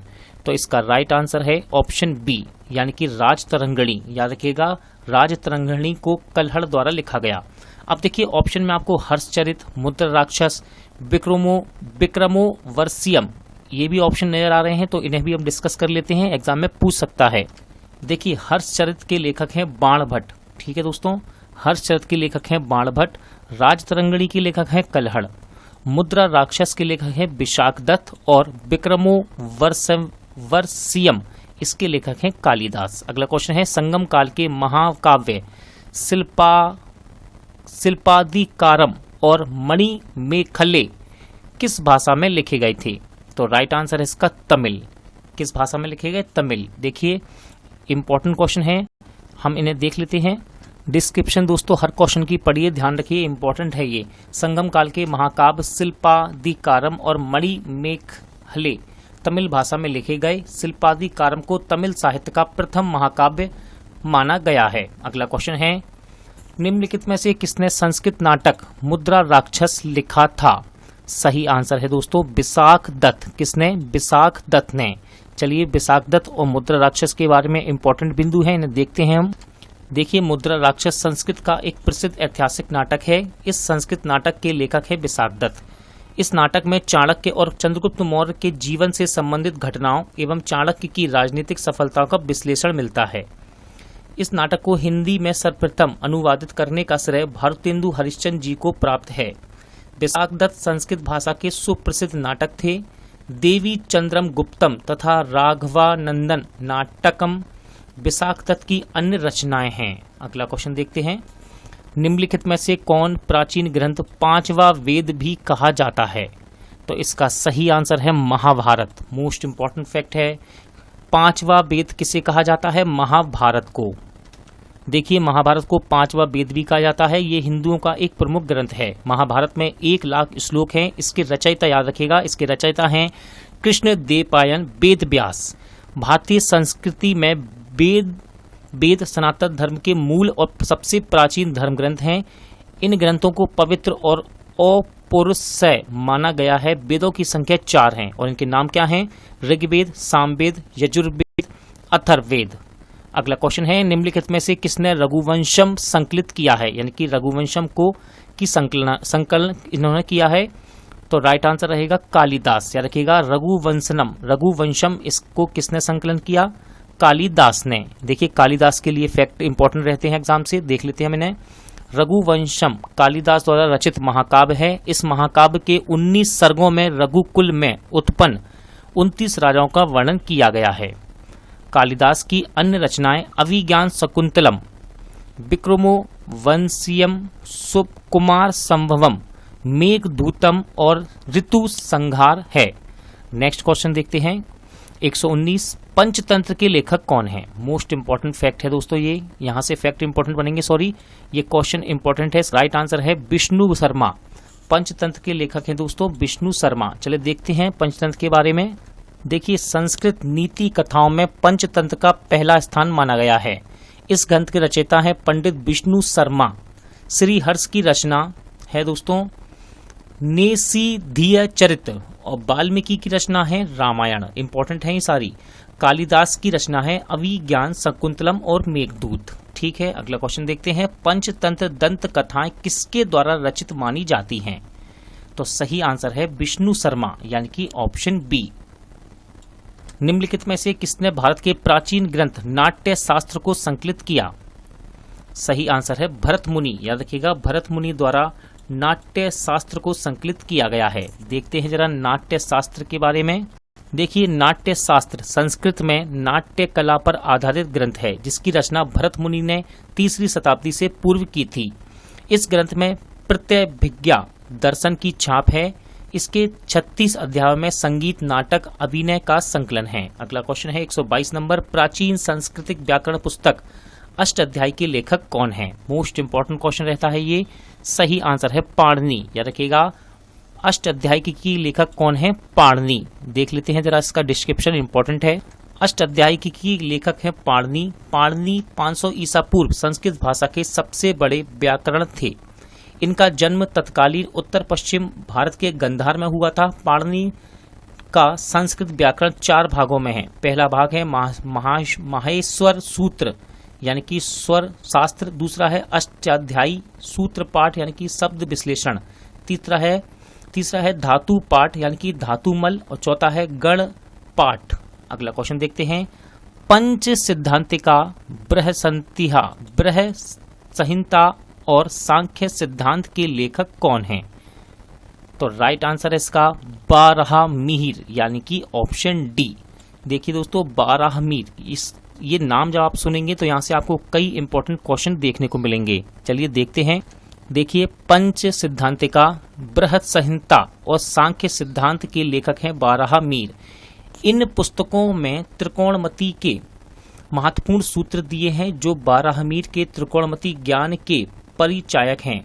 इनकी पुस्तक पंच सिद्धांतिका यानी कि 5 सिद्धांत ने उन्हें फलित ज्योतिषी में वही स्थान दिलाया है जो राजनीति दर्शन में कौटिल्य का और व्याकरण में पाणिनि का है एवं विधान में मनु का है। अगला क्वेश्चन है, तिरुकुल्लुरल नामक प्रसिद्ध ग्रंथ के संकलनकर्ता कौन है? तो राइट आंसर है तिरुवल्लुवर। तिरुवल्लुवर, ठीक है दोस्तों। चलिए देखते हैं इंपॉर्टेंट फैक्ट यहाँ से दोस्तों। तिरुकल्लुरल है ये, ठीक है ना, नामक प्रसिद्ध ग्रंथ के संकलनकर्ता हैं तिरुवल्लुवर। तिरुकल्लुकर तमिल भाषा में लिखित एक प्राचीन मुक्त काव्य रचना है। इसका रचना काल 6वीं शताब्दी के आसपास है। इसके सूत्र पद्य जीवन शैली को स्पर्श करते हैं, जबकि कालिदास ने मालविका निगमित्रम की रचना की है। और यहाँ ऑप्शन में कबीर जी आपको दिख रहे थे, तो कबीर जी ने बीजक तथा मीराबाई ने कृष्ण भक्ति के पदों की रचना की है। देखिए इंपॉर्टेंट क्वेश्चन है, क्वेश्चन नंबर कट रहा है, ये क्वेश्चन नंबर 125 है। चरक संहिता चिकित्सा की किस शाखा से संबंधित है? तो इसका राइट आंसर रहेगा आयुर्वेद। याद रखिएगा, चरक संहिता ये आयुर्वेद से संबंधित प्रसिद्ध ग्रंथ है। इसके बारे में भी इंपॉर्टेंट फैक्ट एग्जाम में पूछे जाते हैं। देखिए, चरक संहिता आयुर्वेद से संबंधित प्रसिद्ध ग्रंथ है। यह संस्कृत भाषा में लिखा गया है। और किसने लिखा? महर्षि चरक ने चिकित्सा शास्त्र का एक विशद एवं व्यापक वर्णन इस पुस्तक में किया है। तो किसने लिखा है इसे? चरक ने। सुश्रुत को किस रूप में जाना जाता है? तो दोस्तों, सुश्रुत भारतीय शल्य चिकित्सा के जनक हैं, यानी कि सर्जरी। शल्य चिकित्सा का मतलब क्या है? सर्जरी। चलिए देखते हैं इंपॉर्टेंट फैक्ट। तो दोस्तों, सुश्रुत प्राचीन भारत के महान चिकित्सा शास्त्री एवं शल्य चिकित्सक थे। उनको शल्य चिकित्सा यानी कि सर्जरी का जनक कहा जाता है। अगला क्वेश्चन है, राजतरंगिणी द्वारा किन राज्यों के राजाओं का वर्णन किया गया है? इंपॉर्टेंट है, ये क्वेश्चन पहले भी पढ़ चुके हैं, राजतरंगिणी शब्द, ठीक है ना। तो इसका राइट आंसर है दोस्तों कश्मीर। राजतरंगिणी द्वारा कश्मीर के राजाओं का वर्णन किया गया है। देखिए, राजतरंगिणी की बात कर लेते हैं। कल्हड़ द्वारा राजतरंगिणी में कश्मीर के राजाओं का विशद एवं मोहक वर्णन किया गया है। इसके अनुसार कश्मीर की राजधानी श्रीनगर को सम्राट अशोक ने बसाया था, जो शिव के परम भक्त थे और बाद में इन्होंने अपना धर्म बदला। अगला क्वेश्चन है, प्राचीन भारतीय कानूनी दस्तावेज मनुस्मृति किसने लिखा है? किस में लिखा है? तो राइट आंसर है दोस्तों संस्कृत में। याद रखिएगा, मनुस्मृति को संस्कृत में लिखा गया है। मनुस्मृति ये मानव धर्म शास्त्र भी इसे कहा जाता है। यहाँ से इंपॉर्टेंट फैक्ट बनते हैं, देखते हैं हम। देखिए, प्राचीन भारतीय कानून दस्तावेज मनुस्मृति संस्कृत में लिखा गया था। मनुस्मृति को मानव धर्मशास्त्र भी कहा जाता है। इस ग्रंथ में सामाजिक वर्गों के बारे में वर्णन किया गया है। इसमें 4 वर्णों, 4 आश्रमों, 16 संस्कारों एवं सृष्टि उत्पत्ति के अतिरिक्त राज्य की व्यवस्था आदि विषयों पर परामर्श किया गया है। क्वेश्चन नंबर 129 देखते हैं, निम्नलिखित में से कौन सा साहित्य संस्कृत में नहीं लिखा गया? तो दोस्तों, संस्कृत में कौन सा नहीं लिखा गया? तो इसका आंसर है तिरुकक्कुरल। इसे दोस्तों तमिल भाषा में लिखा गया है। ध्यान से सुनिएगा, तिरुकक्कुरल इसे तमिल भाषा में लिखा गया है। किसने लिखा है इसे? तिरुवल्लुवर ने। और बाकी जितने भी आपको एग्जाम यहाँ ऑप्शन में दिख रहे हैं, ये सभी संस्कृत भाषा में हैं। रत्नावली, राजतरंगिणी, मेघदूत। चलिए देखते हैं इन्हें। देखिए, तिरुकक्कुरल ये तिरुवल्लुवर ने लिखा है तमिल भाषा में। रत्नावली हर्ष के द्वारा लिखा गया है, लेखक हैं इसके हर्ष, संस्कृत भाषा में। राजतरंगिणी को लिखा है कल्हड़ ने संस्कृत भाषा में, और मेघदूत को कालिदास ने लिखा है संस्कृत भाषा में। अगला क्वेश्चन है, इनमें से कौन सा एक भारतीय गणितज्ञ थे? भारतीय गणितज्ञ थे, तो इसका राइट आंसर है दोस्तों भास्कर। ऑप्शन सी आपका सही आंसर रहेगा। ये 7वीं शताब्दी के महान गणितज्ञ थे। कौन? भास्कर। उन्होंने ही सबसे पहले संख्याओं को हिंदू दार्शनिक पद्धति में लिखना आरंभ किया। इन्होंने आर्यभट्ट की कृतियों पर टीका लिखा है। इनमें से कौन सी गणित विषय पर लिखित एक मध्ययुगीन भारतीय पुस्तक है? राइट आंसर है लीलावती। दोस्तों, इनमें से लीलावती गणित विषय पर लिखी गई मध्ययुगीन एक भारतीय पुस्तक है। देखते हैं इस किताब के बारे में। देखिए, लीलावती गणित विषय पर आधारित एक मध्ययुगीन भारतीय ग्रंथ है, जिसकी रचना महान भारतीय गणितज्ञ भास्कराचार्य द्वितीय ने अपनी पुत्री की बुद्धिमत्ता से प्रभावित होकर किया था। पंचदशी माधवाचार्य विद्यारण द्वारा रचित अद्वैत वेदांत का सरल और संपूर्ण ग्रंथ है। पंचदशी ये दोस्तों ऑप्शन में दिया हुआ था, याद रखिएगा। पंचदशी माधवाचार्य विद्यारण द्वारा रचित अद्वैत वेदांत का सरल संपूर्ण ग्रंथ है। अगला क्वेश्चन है, मनुस्मृति को अंग्रेजी में अनुवाद किसने किया था? मोस्ट इंपॉर्टेंट क्वेश्चन है। इसका सही आंसर है जॉर्ज बुलर। याद रखिएगा, जॉर्ज बुलर ने मनुस्मृति को अंग्रेजी में इसका अनुवाद किया था। देखिए, मनुस्मृति का अंग्रेजी अनुवाद जॉर्ज बुलर द्वारा किया गया। मनुस्मृति सर्वाधिक प्राचीन स्मृति है। तत्पश्चात याज्ञवल्क्य स्मृति की रचना हुई। हर्षचरित राजा हर्षवर्धन की जीवनी है। इसे किसने लिखा है? राइट आंसर इसका बाणभट्ट। दोस्तों, जब भी हर्षचरित की बात हो और बाणभट्ट की बात हो तो इनकी डिस्क्रिप्शन को जरूर देख लीजिएगा। देखिए, हर्षवर्धन ने 606 ईस्वी में ये गद्दी पर बैठा। हर्ष ने अपनी राजधानी कन्नौज में स्थापित की। कह देगा हर्ष की राजधानी क्या थी, तो कन्नौज। हर्षचरित संस्कृत में बाणभट्ट द्वारा रचित ग्रंथ है, जिसमें उसने हर्षवर्धन के जीवन चरित्र तथा उसके प्रशासन का वर्णन किया है। यह संस्कृत का सबसे प्राचीन ग्रंथ है। अगला क्वेश्चन है, किसके द्वारा रचित हर्षचरित्र हमें हर्ष और उनके प्रशासन के बारे में सही जानकारी देता है? तो राइट आंसर क्या रहेगा दोस्तों? बाणभट्ट। ठीक है ना, बाणभट्ट के द्वारा रचित हर्षचरित्र हमें हर्ष और उसके प्रशासन के बारे में सही जानकारी देता है। प्राचीन काल में अमर सिंह द्वारा भाषाओं के शब्दों का एक शब्दकोश तैयार किया गया, जिसका नाम अमरकोश था। तो राइट आंसर इसका संस्कृत। याद रखिएगा, संस्कृत। प्राचीन काल में अमर सिंह द्वारा शब्दों के एक शब्दकोश को तैयार किया गया संस्कृत में। ठीक है ना, देखते हैं इसका डिस्क्रिप्शन इंपॉर्टेंट है दोस्तों। देखिए, प्राचीन काल में अमर सिंह द्वारा संस्कृत भाषा के शब्दों का एक शब्दकोश तैयार किया गया, जिसका नाम था अमरकोश। अमरकोश को विश्व का पहला समांतर कोश भी कहा जाता है। देखिए, मोस्ट इंपॉर्टेंट फैक्ट है ये, अमरकोश को विश्व का पहला समांतर कोश भी कहा जाता है। अमर सिंह चंद्रगुप्त द्वितीय के नवरत्नों में से एक थे। अमरकोश श्लोक के रूप में रचित है। इसके 3 खंड हैं, स्वर्गादिताकड्यम, भूवर्गादिताकड्यम, सामान्यदिकाकड्यम। एलिफेंटा गुफाएं कहाँ स्थित हैं? अब हम आ चुके हैं प्राचीन सत्यापित कलाओं की ओर। तो एलिफेंटा गुफाएं कहाँ हैं? ये हैं दोस्तों मुंबई में स्थित। और यहाँ से मोस्ट इंपॉर्टेंट फैक्ट हैं जिन्हें हम देख लेते हैं। देखिए, एलिफेंटा की गुफाएं महाराष्ट्र के मुंबई से करीब 11 किलोमीटर दूर मुंबई बंदरगाह के गारापुरी गुफाओं का शहर में स्थित है। एलिफेंटा की गुफाएं 7 गुफाओं का सम्मिश्रण हैं। ये गुफाएं एक द्वीप पर स्थित हैं। 1987 ईस्वी में यूनेस्को द्वारा एलिफेंटा गुफाओं को विश्व धरोहर भी घोषित किया गया है। अगला क्वेश्चन है, ऐहोल शिलालेख निम्नलिखित में से किन शासकों से जुड़ा है? सही आंसर इसका पुलकेशिन द्वितीय।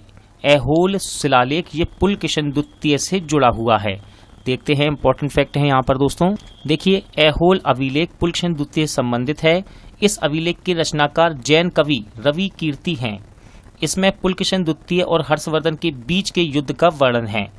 पुलकेशिन द्वितीय वातापी के चालुक्य वंश का एक पराक्रमी और प्रसिद्ध शासक था, जिसका शासनकाल 609 से 642 ईस्वी तक चला। पुलकेशिन ने गृह युद्ध में चाचा मंगलेश पर विजय प्राप्त कर राज अधिकार प्राप्त किया था। उसने श्री पृथ्वी वल्लभ की उपाधि से स्वयं को विभूषित किया। अजंता की चित्रकला भारत में किसके स्वर्ण युग का प्रमाण है? मोस्ट इंपॉर्टेंट क्वेश्चन है। सही आंसर है बौद्ध धर्म। याद रखिएगा, अजंता की गुफाएं की चित्रकला भारत में बौद्ध धर्म के स्वर्ण युग का प्रमाण है। इंपॉर्टेंट फैक्ट बनते हैं दोस्तों, यहाँ से देखते हैं हम। देखिए, महाराष्ट्र के औरंगाबाद से लगभग 107 किलोमीटर दूर स्थित अजंता की गुफाएं भारत में बौद्ध चित्रकला के स्वर्ण युग का प्रमाण हैं। गुफाओं की दीवारों पर, छतों पर बनाए गए चित्रों में सर्वाधिक महत्वपूर्ण चित्र जातक कथाओं से जुड़ा है। रंगों का रचनात्मक विचारों की स्वतंत्रता एवं गुफा चित्रकारी का अद्वितीय नमूना होने के कारण यूनेस्को ने इसे 1983 में वैश्विक धरोहर में सम्मिलित किया। अजंता के चित्र क्या चित्रित करते हैं? सही आंसर है जातक कथाएं। अभी हमने डिस्क्रिप्शन पढ़ी थी, वहां लिखा था जातक कथाएं बतलाते हैं अजंता के चित्र। अजंता एवं एलोरा की गुफाएं किस धर्म की सबसे पहली वास्तुकला, गुफा चित्रकला एवं मूर्ति कला के उत्तम उदाहरणों में से एक है? राइट आंसर है दोस्तों इसका ऑप्शन ए, या कि बुद्ध। याद रखिएगा, महाराष्ट्र के औरंगाबाद जिले में स्थित अजंता एवं एलोरा की गुफाएं बौद्ध धर्म की सबसे पहली वास्तुकला, गुफा चित्रकला और मूर्ति कला का उत्तम उदाहरणों में से एक हैं। अजंता एवं एलोरा की गुफाएं किस राज्य में स्थित हैं? सही आंसर है दोस्तों इसका महाराष्ट्र। याद रखिएगा, अजंता एवं एलोरा की गुफाएं महाराष्ट्र में स्थित हैं। देखिए, अजंता एवं एलोरा की गुफाएं महाराष्ट्र के औरंगाबाद शहर के समीप स्थित हैं। ये गुफाएं बड़ी बड़ी चट्टानों को काटकर बनाई गई हैं। 30 गुफाएं अजंता में तथा 34 गुफाएं एलोरा में हैं। अजंता की गुफाएं सह्याद्री पहाड़ियों पर स्थित घोड़े की नाल के आकार में निर्मित हैं। इन गुफाओं में 200 ईसा पूर्व से 650 ईस्वी तक के बौद्ध धर्म से संबंधित चित्रण किया गया है। एलोरा की गुफाएं बेसाल्टिक चट्टानों को काटकर बनाए गए हैं। इन गुफाओं को हिंदू, जैन, बौद्ध तीनों धर्मों की आस्था का प्रभाव यहाँ देखने को मिलता है। अगला क्वेश्चन देखते हैं। अजंता गुफाएं जो करीब 30 रॉक आउट बौद्धिक गुफा हैं, जो भारतीय कला के बेहतरीन जीवित उदाहरण हैं, विशेष रूप से पेंटिंग में कहाँ स्थित हैं? तो राइट आंसर है इसका औरंगाबाद महाराष्ट्र में। कहाँ? औरंगाबाद महाराष्ट्र में। महाराष्ट्र के औरंगाबाद जिले में अजंता की गुफाएं, जिनमें लगभग 30 चट्टानों को काटकर बौद्ध गुफाएं बनाई गई हैं, वह कितनी प्राचीन थीं? सही आंसर है दूसरी सदी ईसा पूर्व। देखिए, इंपॉर्टेंट फैक्ट हैं दोस्तों, यहाँ पर देखते हैं हम इन्हें। देखिए, महाराष्ट्र के औरंगाबाद जिले में स्थित अजंता की गुफाएं लगभग 30 चट्टानों को काटकर बनाई गई। ये बौद्ध गुफाएं दूसरी सदी ईसा पूर्व की हैं। एलोरा की गुफाएं भारत में औरंगाबाद महाराष्ट्र से 30 किलोमीटर दूर स्थित हैं और इन्हें, इंपॉर्टेंट फैक्ट है देखिए, इन्हें राष्ट्रकूट वंश के शासकों द्वारा बनवाया गया था। निम्नलिखित में से किस राजा ने कोणार्क के सूर्य मंदिर का निर्माण करवाया था? राइट आंसर है नरसिंगम देव प्रथम। देखिए दोस्तों, 13वीं शताब्दी में निर्मित कोणार्क का सूर्य मंदिर भारत के उड़ीसा राज्य में स्थित है। ठीक है ना? फिर से सुनिए, 13वीं शताब्दी में निर्मित कोणार्क का सूर्य मंदिर भारत के उड़ीसा राज्य पुरी में स्थित है। उड़ीसा राज्य के पुरी में स्थित है। गंग राजवंश के महान शासक नरसिंह देववर्मन प्रथम ने सूर्य मंदिर का निर्माण करवाया था। यह विश्व प्रसिद्ध स्मारक 1984 में यूनेस्को द्वारा विश्व विरासत स्थल घोषित किया गया। अगला क्वेश्चन है, निम्नलिखित मंदिरों में से किसे यूरोपीय नाविकों द्वारा ब्लैक पैगोडा भी कहा जाता है? तो सही आंसर है दोस्तों इसका कोणार्क मंदिर को। देखिए, कोणार्क मंदिरों को यूरोपीय नाविकों द्वारा ब्लैक पैगोडा कहा गया है। और कोणार्क मंदिर की बात हुई है तो इसकी डिस्क्रिप्शन जरूर पढ़िएगा, इंपॉर्टेंट है। देखिए, कोणार्क का सूर्य मंदिर भारत के उड़ीसा राज्य के पुरी जिले में स्थित है। इस मंदिर का निर्माण लगभग 1278 ईस्वी में गंग वंश के राजा नरसिंह देव प्रथम ने करवाया था। इसे ब्लैक पैगोडा के नाम से भी जाना जाता है। यूनेस्को की विश्व विरासत स्थल की सूची में यह सूर्य मंदिर पूरी दुनिया में अपनी भव्यता और बनावट के लिए प्रसिद्ध है। कोणार्क मंदिर का निर्माण किसने कराया था? तो राइट आंसर इसका नरसिंह देव प्रथम ने। दोस्तों, नरसिंह देव प्रथम ने कोणार्क मंदिर का निर्माण करवाया था। एलोरा के मंदिर का निर्माण किसने करवाया था? इंपॉर्टेंट क्वेश्चन है। सही आंसर है राष्ट्रकूटों ने। एलोरा के मंदिर का निर्माण राष्ट्रकूटों ने करवाया। देखते हैं इंपॉर्टेंट फैक्ट। देखिए, एलोरा के मंदिर का निर्माण राष्ट्रकूट शासकों ने करवाया था। एलोरा महाराष्ट्र में 32 शैलकृत गुफाएं हैं। गुफा संख्या 16 में शिव मंदिर स्थापित है, जिसे कैलाश मंदिर के नाम से भी जाना जाता है। द्रविड़ शैली के कैलाश मंदिर का निर्माण राष्ट्रकूट शासक कृष्ण प्रथम ने करवाया था। अगला क्वेश्चन दोस्तों मोस्ट इंपॉर्टेंट है। देखिए, बृहदेश्वर मंदिर में है, यानी कि कहाँ है? तो इसका राइट आंसर है तंजावुर। दोस्तों बृहदेश्वर मंदिर तंजाउर में है। अब ये तंजाउर कहाँ है तो जरा देखिए, तंजौर को ही तंजाउर कहते हैं दोस्तों। तो मैं आपको डिस्क्रिप्शन के थ्रू दिखा देता हूँ जिससे आपको क्लियर हो सके।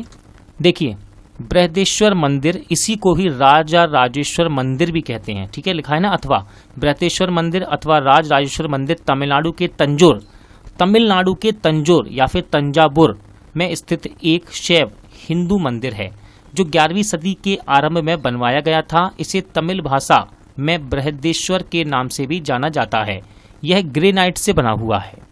यह मंदिर चोल वास्तुकला का एक उदाहरण है जिसका निर्माण चोल शासक राज राजा प्रथम के शासनकाल के दौरान किया गया। यह यूनेस्को की विश्व विरासत सूची में शामिल है। अगला क्वेश्चन देखते हैं, बृहदेश्वर मंदिर किस राजा द्वारा बनवाया गया। देखिए आपको याद होगा, अभी हमने डिस्क्रिप्शन पढ़ी है इसकी। तो बृहदेश्वर मंदिर को ऑप्शन डी में जो आपको नाम नजर आ रहा है, राजा राजचूल प्रथम ने बनवाया। अगला क्वेश्चन है, बृहदेश्वर मंदिर किस काल का महानतम वास्तुकला स्मारक है जो तंजावुर में है। अच्छे से हमने डिस्क्रिप्शन पढ़ी थी इसकी, आप लगा सकते हैं आंसर। तो इसका राइट आंसर है ऑप्शन बी यानी कि चोल, ठीक है ना। बृहदेश्वर मंदिर चोल कला का महानतम वास्तुकला स्मारक है जो तंजावुर में स्थित है। निम्नलिखित राजाओं में से किसने तंजावुर में बृहदेश्वर मंदिर का निर्माण करवाया। तो अलग अलग नाम यहाँ दोस्तों आपको नहीं मिलेंगे देखने को, आप डिस्क्रिप्शन पढ़ चुके हैं। इसका आंसर है राजा चोल। क्या आंसर है? राजा चोल। राजा चोल, इन्हीं को राजा राजचोल प्रथम भी कहते हैं। इससे पहले हमने क्वेश्चन लगाया था, वहां ध्यान रखिएगा। अगला क्वेश्चन देखते हैं, बृहदेश्वर मंदिर शिव को समर्पित एक हिंदू मंदिर है जो भारतीय राज्य तमिलनाडु के तंजौर जिले में स्थित है। यह किसके सिंहासन की शोभा बढ़ाने के लिए बनाया गया था। तो राइट आंसर इसका चोल साम्राज्य। दोस्तों चोल साम्राज्य के सिंहासन की शोभा बढ़ाने के लिए बृहदेश्वर मंदिर का निर्माण किया गया था। देखिए बृहदेश्वर मंदिर तमिलनाडु के तंजौर जिले में स्थित एक हिंदू मंदिर है। यह पूरी तरह से ग्रेनाइट से निर्मित है। इसका निर्माण 1003 से 1010 के बीच चोल शासक राज राजा प्रथम ने करवाया। यह मंदिर भगवान शिव की आराधना को समर्पित है। इस मंदिर को यूनेस्को की विश्व धरोहर में घोषित किया गया है। अगला क्वेश्चन है, देखिए बार बार बृहदेश्वर से कितने मोस्ट इंपॉर्टेंट क्वेश्चन पूछे गए हैं, आप सभी को पढ़िए और सभी की डिस्कशन भी पढ़िए। अगला क्वेश्चन है, प्रसिद्ध बृहदेश्वर मंदिर स्थित है। तो इसका राइट आंसर है तमिलनाडु में। प्रसिद्ध बृहदेश्वर मंदिर कहाँ है दोस्तों? तमिलनाडु में। बृहदेश्वर मंदिर किस प्रकार की सामग्री से बनाया गया है? अच्छे से पढ़ के आए हैं दोस्तों अभी हम, यदि आपको याद होगा तो इसका राइट आंसर है ग्रेनाइट से। तो बृहदेश्वर मंदिर ग्रेनाइट से बनाया गया है। चोल राजा शानदार मंदिरों के निर्माता थे जिन्होंने तंजावुर में मंदिर बनवाया। कौन सा बनवाया दोस्तों? तो इन्होंने बनवाया है बृहदेश्वर मंदिर। देखिए फिर से वही क्वेश्चन बृहदेश्वर मंदिर से संबंधित, यानी कि बहुत ही इंपॉर्टेंट क्वेश्चन है ये। पुरी के जगन्नाथ मंदिर का निर्माण किसने करवाया था? राइट आंसर है इसका अनंत बर्मन चोडगंग। अनंत बर्मन चोडगंग। देखिए पुरी का मंदिर की बात हुई है तो जरा इसको देख लेते हैं। मोस्ट इंपॉर्टेंट फैक्ट यहां से आपके लिए बनेंगे। तो दोस्तों पुरी का श्री जगन्नाथ मंदिर एक हिंदू मंदिर है जो भगवान जगन्नाथ यानी कि श्री कृष्ण को समर्पित है। यह भारत के उड़ीसा राज्य के तटवर्ती शहर पुरी में स्थित है। जगन्नाथ शब्द का अर्थ है जगत का स्वामी। क्या होता है इसका अर्थ? जगत का स्वामी। इनकी नगरी ही जगन्नाथपुरी या पुरी कहलाती है। इस मंदिर का निर्माण कलिंग राजा अनंत वर्मन चोडगंग देव ने करवाया था। अगला क्वेश्चन देखते हैं, प्रसिद्ध सोमनाथ मंदिर कहाँ स्थित है? देखिए मंदिर से रिलेटेड यहाँ क्वेश्चन चल रहे हैं सारे ही इंपॉर्टेंट, और इसका सही आंसर है गुजरात में। सोमनाथ मंदिर कहाँ है दोस्तों? गुजरात में। और सोमनाथ की जब बात होती है तो गजनवी की याद जरूर आती है। तो देखिए इसकी डिस्क्रिप्शन देखते हैं हम। देखिए सोमनाथ मंदिर गुजरात सौराष्ट्र के कठियावाड़ा क्षेत्र में स्थित है। इसे सोमनाथ ज्योतिर्लिंग भी कहते हैं। इसी क्षेत्र में भगवान श्री कृष्ण ने यदुवंश का संहार करने के बाद अपनी नरलीला समाप्त की थी। 1024 ईस्वी में महमूद गजनवी ने सोमनाथ मंदिर के हीरे जवाहरात लूटकर अपने देश गजनी चला गया था। इसके बाद राजा भीमदेव, सिद्धराज जयसिंह, और विजयधर कुमारपाल ने मंदिर की प्रतिष्ठा और पवित्रीकरण में सहयोग प्रदान किया है? सोमनाथ मंदिर भारत के किस के पश्चिमी तट पर स्थित है? तो राइट आंसर है गुजरात। याद रखिएगा, सोमनाथ मंदिर भारत के गुजरात के पश्चिमी तट पर स्थित है। निम्नलिखित में से बिमल शाह द्वारा निर्मित संगमरमर का मंदिर कौन सा है? देखिए, संगमरमर का मंदिर वो भी बिमल शाह द्वारा निर्मित, तो ये है दिलवाड़ा का मंदिर। मोस्ट इंपॉर्टेंट, माउंट आबू का नाम यहां से आता है दोस्तों। तो माउंट आबू का बात जब होगी तो इसका डिस्क्रिप्शन मोस्ट इंपॉर्टेंट रहेगा। देखते हैं, माउंट आबू स्थित दिलवाड़ा जैन मंदिर का निर्माण 11वीं से 13वीं शताब्दी के बीच चालुक्य वंश के शासनकाल में हुआ था। इन मंदिरों की दीवारों, खम्भों, द्वारों का निर्माण सफेद संगमरमर से किया गया, जिस पर अभूतपूर्व और अतुलनीय नक्काशी की गई है। यह मंदिर परिसर 5 मंदिरों का समूह है, जिसमें श्री आदिनाथ मंदिर या बिमल बसाही मंदिर का निर्माण गुजरात के सोलंकी चालुक्य शासक के मंत्री बिमल शाह द्वारा 1031 ईस्वी में करा गया। यह मंदिर यहाँ का सबसे प्राचीन मंदिर है। इसमें जैन धर्म के प्रथम तीर्थंकर श्री आदिनाथ जी को भी मूल्य नायक के रूप में स्थापित किया गया है। अन्य 4 मंदिरों में श्री नेमीनाथ मंदिर, लूना बसाही मंदिर का निर्माण तेजपाल तथा वास्तुपाल द्वारा और श्री पार्श्वनाथ मंदिर का निर्माण मांडलिक द्वारा किया गया तथा श्री महावीर स्वामी के मंदिर का निर्माण 1582 ईस्वी में किया गया, जिसमें नक्काशी चित्रकारी सिरोही द्वारा इसे बनाया गया है तथा श्री ऋषभ देव मंदिर का निर्माण भीम शाह द्वारा किया गया था। मोस्ट इंपॉर्टेंट डिटेल थी इसकी, काफी क्वेश्चन यहाँ से आपको सीखने को मिले होंगे। देखिए अगला क्वेश्चन, बौद्ध गुफाओं के लिए प्रसिद्ध कार्ले किस राज्य में स्थित है? तो राष्ट्र दोस्तों इसका राइट आंसर है ऑप्शन ए, यानी कि महाराष्ट्र। देखते हैं इसकी डिस्क्रिप्शन। बौद्ध गुफाओं से संबंधित कार्ले किस राज्य में है? महाराष्ट्र में। देखिए, बौद्ध गुफाओं के लिए प्रसिद्ध कार्ले महाराष्ट्र राज्य में स्थित है। ये गुफाएं सामान्यतः चैत्य गुफाएं हैं। आपने सुना भी होगा कार्ले की चैत्य गुफाएं। तो देखिए, ये गुफाएं सामान्यतः चैत्य गुफाएं हैं, जिनका निर्माण 2 ईसा पूर्व से 5वीं शताब्दी से 10वीं शताब्दी के बीच हुआ। अगला क्वेश्चन देखते हैं, कार्ला की बौद्ध गुफाएं किस राज्य में स्थित हैं? तो राइट आंसर इसका महाराष्ट्र में। कार्ला की बौद्ध गुफाएं कहाँ हैं? महाराष्ट्र में। बौद्ध गुफाओं में सबसे अच्छी संरक्षित गुफा कार्ले है, जो निम्नलिखित में से किस राज्य में है?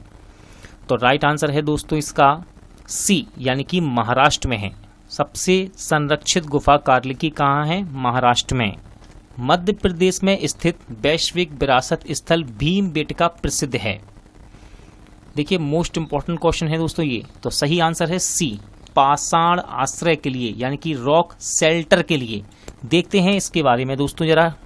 देखिए, मध्य प्रदेश के रायसेन जिले में स्थित वैश्विक विरासत स्थल भीमबेटका पाषाण आश्रय यानी कि रॉक शेल्टर के लिए प्रसिद्ध है।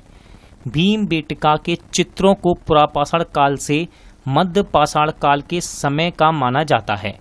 जुलाई 2003 में यूनेस्को द्वारा इसे विश्व धरोहर स्थल घोषित किया गया। अगला क्वेश्चन है, भीमबेटका की गुफाएं कितने साल पुरानी मानी जाती हैं?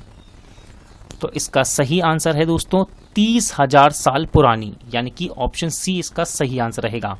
भीमबेटका की गुफाएं। अब बात हो रही है भीमबेटका की गुफाएं, ठीक है ना। भीमबेटका की गुफाओं को हम देख लेते हैं एक बार।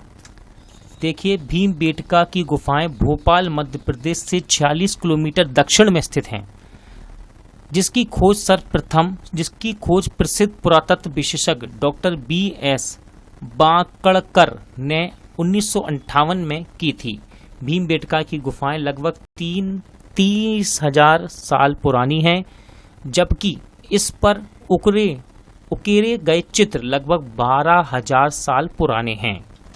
भीमबेटका गुफाएं कहाँ स्थित हैं? आप लगा सकते हैं आप इसका आंसर, इतना डिस्कशन आपको याद हो चुका है। तो राइट आंसर इसका मध्य प्रदेश में। भीमबेटका कहाँ है दोस्तों? मध्य प्रदेश में। एक और इम्पोर्टेंट मंदिर दोस्तों, खजुराहो मंदिर वास्तुकला के किस प्रकार को उजागर करता है? सही आंसर है नागर शैली। याद रखिएगा, खजुराहो मंदिर ये नागर शैली को उजागर करता है। अब खजुराहो मंदिर की बात हो रही है तो यहाँ से कई बार एग्जाम में क्वेश्चन पूछा गया है। डिस्क्रिप्शन हम देखते हैं। देखिए खजुराहो का मंदिर मध्य प्रदेश प्रांत के छतरपुर जिले में स्थित है। ठीक है, पूछ लिखा किस जिले में है, तो मध्य प्रदेश के राज्य में है, छतरपुर जिले में। इन मंदिरों का निर्माण चंदेल शासकों ने 950 से 1050 ईस्वी में करवाया था। यह अपने नागर वास्तुकला शैली, कलात्मक कलाकृति और कामोत्तेजक मूर्तियों के लिए प्रसिद्ध है। यहाँ के मंदिरों में कंदरिया महादेव का मंदिर सर्वोत्तम है। देखिए कंदरिया महादेव का मंदिर बहुत एग्जाम में पूछा जाता है। कंदरिया महादेव का मंदिर सर्वोत्तम है। इसे यूनेस्को द्वारा विश्व धरोहर स्थल 1986 में रूप में इसे घोषित किया गया। अगला क्वेश्चन है, किस वंश ने 10वीं और 11वीं शताब्दी में प्रसिद्ध खजुराहो मंदिर का निर्माण करवाया था? राइट आंसर है चंदेल शासक। ठीक है ना, खजुराहो मंदिर का निर्माण किसने करवाया है? चंदेल शासकों ने। खजुराहो के स्मारक कहाँ पाए जाते हैं? राइट आंसर है मध्य प्रदेश में। खजुराहो के स्मारक कहाँ पाए जाएंगे? मध्य प्रदेश में। हनमकोंडा शहर में स्थित एक ऐतिहासिक हिंदू मंदिर, 1000 स्तंभ मंदिर, जिसे 1000 पिलर टेम्पल भी कहते हैं, का निर्माण किसके द्वारा करवाया गया था? तो दोस्तों 1000 पिलर टेम्पल ये बनवाया गया रुद्रदेव के द्वारा। Option A. देखिए इसकी डिस्क्रिप्शन देखेंगे। 1000 स्तंभ मंदिर एक हिंदू मंदिर है। यह तेलंगाना के हनमकोंडा में स्थित है। इस मंदिर में भगवान विष्णु, शिव तथा सूर्य की मूर्तियां हैं। इस मंदिर का निर्माण काकतीय राजवंश के शासक प्रताप रुद्रदेव ने 1163 में करवाया था। किसने? रुद्रदेव ने। किस वंश के थे? काकतीय वंश के थे ये। और ये हिंदू मंदिर है। कहाँ है? तेलंगाना के हनमकोंडा में। अगला क्वेश्चन है, दिल्ली के अशोक स्तंभ ने वैज्ञानिकों को अचंभित कर रखा क्योंकि यह मौसम की सभी अनिश्चितताओं को झेलता है और उसमें ना तो जंग लगती है और ना ही संरक्षित होता है। वह धातु से बना हुआ है। यानी कि ये पूछ रहा है किस धातु से बना हुआ है। तो इसका राइट आंसर है दोस्तों लोहा, यानी कि ऑप्शन ए। इसलिए ये एक अचंभित कर देने वाला स्तंभ है। देखते हैं दोस्तों इसके बारे में कुछ डिस्क्रिप्शन। देखिए दिल्ली के अशोक स्तंभ का निर्माण अशोक ने 300 ईसा पूर्व में कराया था। यह धातु कर्म का सर्वोत्तम नमूना है। इसको बनाते समय पिघले हुए कच्चे लोहे में फास्फोरस तत्व मिलाया गया। इससे आयरन के अणु बंध नहीं पाते हैं, जिसकी वजह से जंग लगने की गति हजारों गुना धीमी हो जाती है। मीनाक्षी मंदिर कहाँ स्थित है? मोस्ट इंपॉर्टेंट क्वेश्चन है ये। सही आंसर है दोस्तों इसका तमिलनाडु में। याद रखिएगा मीनाक्षी मंदिर ये तमिलनाडु में स्थित है। देखिए दोस्तों मीनाक्षी मंदिर को देख लेते हैं हम जरा। मीनाक्षी मंदिर भारत के तमिलनाडु राज्य के मदुरई नगर में स्थित एक ऐतिहासिक मंदिर है। कहाँ है ये? तमिलनाडु के मदुरई नगर में। यह हिंदू देवता शिव, ब्रैकेट में देखिए क्या लिखा है, सुंदरेश्वर या सुंदर ईश्वर के रूप में एवं उनकी भार्या देवी पार्वती, जिन्हें मीनाक्षी का नाम यहाँ दिया गया है, दोनों को समर्पित है। अगला क्वेश्चन है, महाबोधि मंदिर या महान जागृति मंदिर एक बौद्ध मंदिर है जो स्थित है। तो इसका राइट आंसर है बिहार। दोस्तों महाबोधि मंदिर कहाँ है? यह है बिहार में। देखिए महाबोधि मंदिर से क्वेश्चन पूछा गया तो इसकी डिस्क्रिप्शन मोस्ट इंपॉर्टेंट है। देखिए क्या कह रहा है, महाबोधि मंदिर बोध गया में स्थित एक बौद्ध विहार है जो बिहार राज्य में स्थित है। यूनेस्को ने इसे विश्व धरोहर स्थल में घोषित किया है। यह बिहार उसी स्थान पर है जहां गौतम बुद्ध ने ईसा से पूर्व 6वीं शताब्दी में ज्ञान प्राप्त किया था। अगला क्वेश्चन है, महाबोधि मंदिर संकुल भगवान बुद्ध से संबंधित 4 पवित्र स्थलों में से एक स्थित है। तो इसका राइट आंसर है बिहार में। याद रखिएगा महाबोधि मंदिर संकुल ये बिहार में ही स्थित है, जो कि भगवान बुद्ध के से संबंधित 4 पवित्र स्थलों में से एक है। उस स्मारक का नाम बताइए जिसमें 9 हिंदू मंदिरों की प्रभावशाली श्रृंखला के साथ साथ एक उत्कृष्ट कीर्ति के साथ एक जैन पवित्र स्थान विरूपाक्ष का मंदिर भी शामिल है और बागलकोट कर्नाटक में स्थित है। राइट आंसर इसका पट्टडकल में स्मारकों का समूह, यानी कि ऑप्शन सी। दोस्तों पट्टडकल स्मारक परिसर भारत के कर्नाटक राज्य में पट्टडकल नामक कस्बे में स्थित है। यह चालुक वंश के राजाओं ने 7वीं 8वीं शताब्दी में इसे बनवाया था। आज यहाँ हिंदू धर्म से संबंधित 9 मंदिर और एक जैन धर्मशाला स्थित है। 1987 में यूनेस्को ने इसे विश्व धरोहर स्थल घोषित किया। देखिए क्वेश्चन नंबर 175 है, ये नंबर छिपा हुआ है। तो देखिए क्वेश्चन कह रहा है निम्नलिखित में से किस राजा ने गंगेकोंड चोलपुरम मंदिर का निर्माण करवाया था। तो दोस्तों इसका सही आंसर है राजेंद्र चोला फर्स्ट। याद रखिएगा गंगेकोंडा चोलापुरम मंदिर का निर्माण राजेंद्र चोल फर्स्ट ने 1035 ईस्वी में करवाया था। निम्नलिखित में से कौन सी गुफाएं खुदाई राजा खारवेल द्वारा की गई थी। सही आंसर है खंडगिरी गुफाएं। याद रखिएगा खंडगिरी की गुफाओं की खुदाई राजा खारवेल द्वारा कराई गई। दोस्तों राजा खारवेल यानी कि कलिंग नरेश, देखते हैं जरा इसका डिस्क्रिप्शन। देखिए कलिंग नरेश खारवेल ने खंडगिरी की गुफाओं की खुदाई करवाई थी। ये गुफाएं उड़ीसा क्षेत्र में जैन और बौद्ध धर्म के प्रभाव को दर्शाती हैं। खंडगिरी की गुफाओं की संख्या 15 तथा उनकी ऊंचाई 118 फुट है। निम्नलिखित में से किस साम्राज्य के दौरान चेन्नाकेशवा मंदिर का निर्माण करवाया गया। तो दोस्तों सही आंसर है होयसल। याद रखिएगा होयसल साम्राज्य के दौरान चेन्नाकेशवा मंदिर का निर्माण करवाया गया। देखिए मोस्ट इंपॉर्टेंट नाम है ये मंदिर का, चेन्नाकेशवा मंदिर। देखते हैं इसका डिस्क्रिप्शन। होयसल साम्राज्य के दौरान कर्नाटक के बेलूर में, ध्यान रखिएगा कर्नाटक के बेलूर में चेन्नाकेशवा मंदिर का निर्माण 12वीं शताब्दी में होयसल राजा विष्णुवर्धन द्वारा करवाया गया था। केशव मंदिर की दीवारों पर देवताओं की छवि, देवी, संगीतकारों, शेर, बंदर, हाथी, नृत्य करती लड़कियों से नक्काशी की गई है। अगला क्वेश्चन है विख्यात सांची स्तूप किसने बनवाया था। मोस्ट इंपॉर्टेंट क्वेश्चन है। तो इसका सही आंसर है अशोक। दोस्तों सम्राट अशोक ने सांची का स्तूप बनवाया था। इंपॉर्टेंट फैक्ट यहां से बनते हैं, देख लेते हैं इसे भी हम। देखिए सांची का स्तूप महान मुख्य स्तूप मूलतः सम्राट अशोक महान ने तीसरी सदी ईसापुर में बनवाया था। इसके केंद्र में एक अर्धगोलाकार ईंट निर्मित ढांचा था जिसमें भगवान बुद्ध के अवशेष रखे थे। इस स्मारक को 1989 में यूनेस्को द्वारा विश्व धरोहर घोषित किया गया। तमिलनाडु स्थित महाबलीपुरम में इमारतों का समूह निर्मित किया गया है। तो राइट आंसर है इसका पल्लवों द्वारा। याद रखिएगा तमिलनाडु में स्थित महाबलीपुरम में इमारतों का समूह किनके द्वारा बनाया गया है, पल्लवों द्वारा। देखते हैं जरा दोस्तों इसको। देखिए तमिलनाडु में स्थित महाबलीपुरम में इमारतों के समूह का निर्माण पल्लवों द्वारा किया गया। यह प्राचीन शहर अपने भव्य मंदिर, सत्यापित और सागर तटों के लिए बहुत प्रसिद्ध है। 7वीं शताब्दी में यह शहर पल्लवों की राजधानी थी, ठीक है ना, जो द्रविड़ वास्तुकला की दृष्टि से अग्रणी स्थान रखता है। अगला क्वेश्चन है सोरा मंदिर कहाँ पर स्थित है।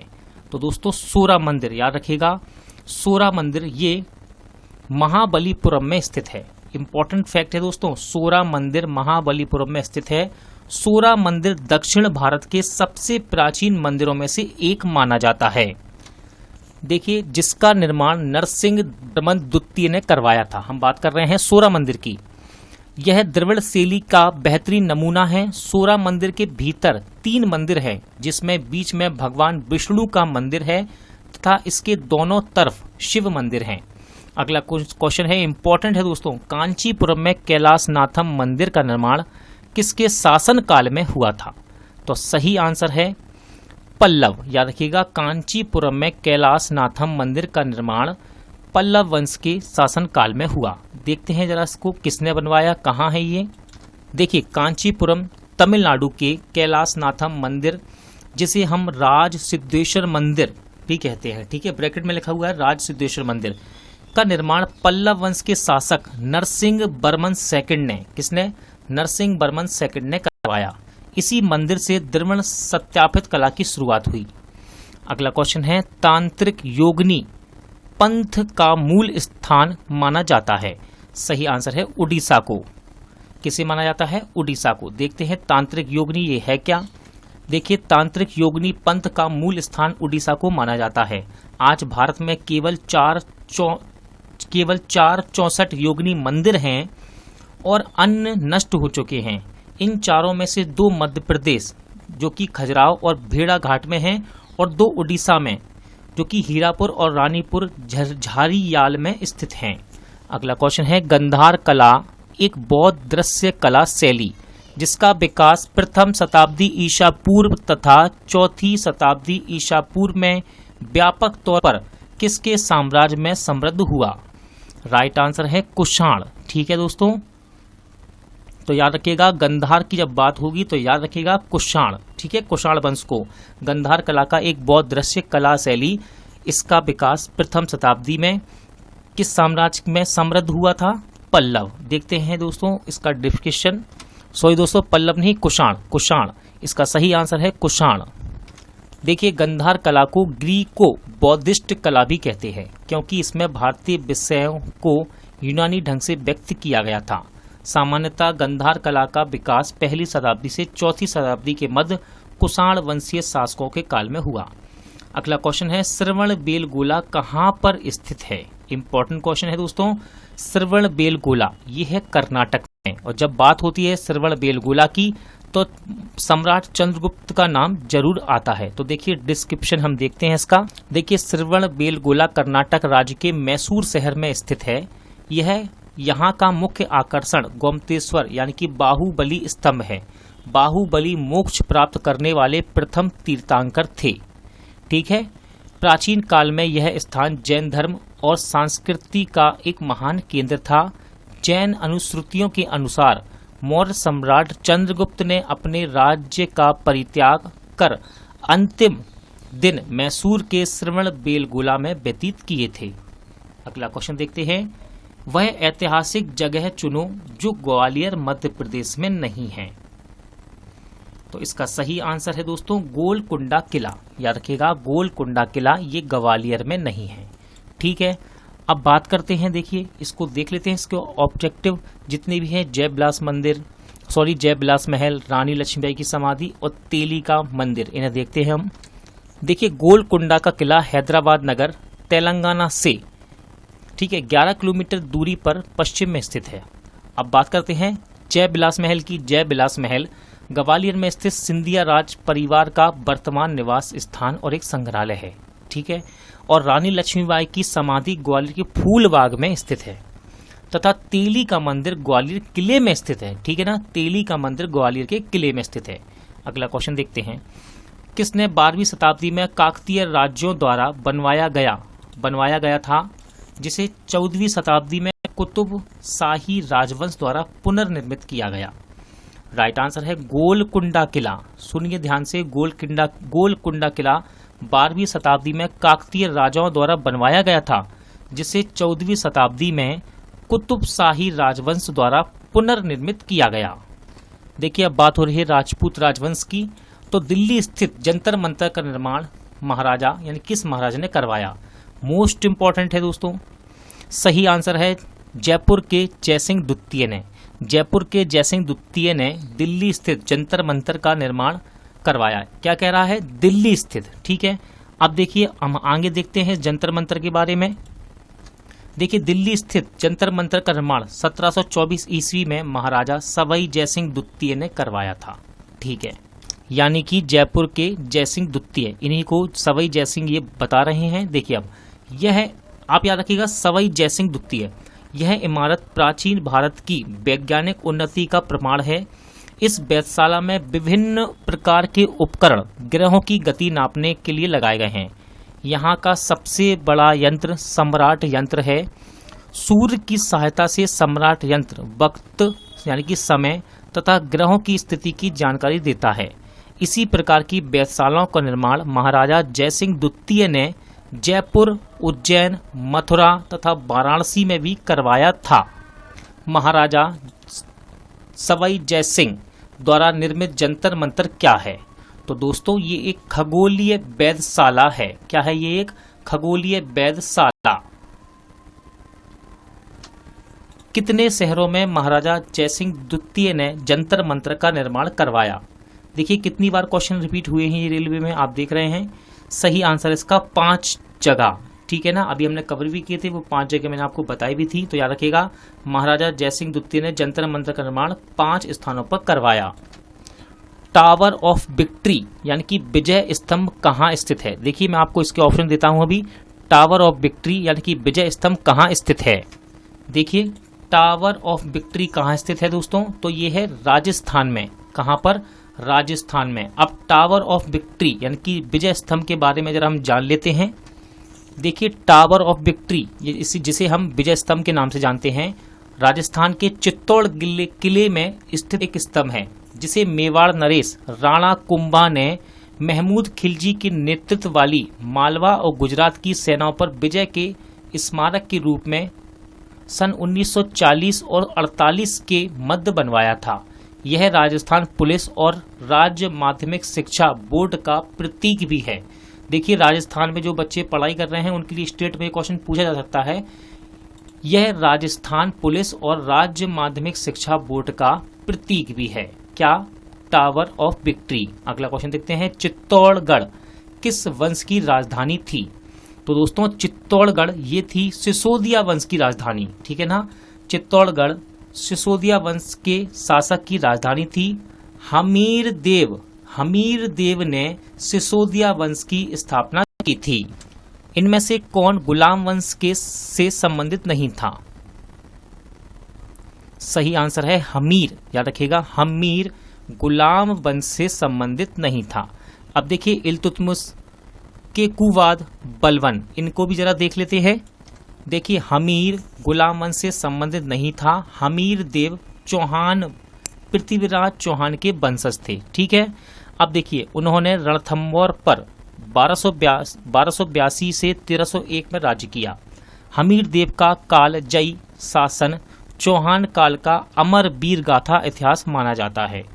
हमीर देव चौहान को चौहानों का कर्ण भी कहा जाता है। देखिए कितना अच्छा क्वेश्चन है।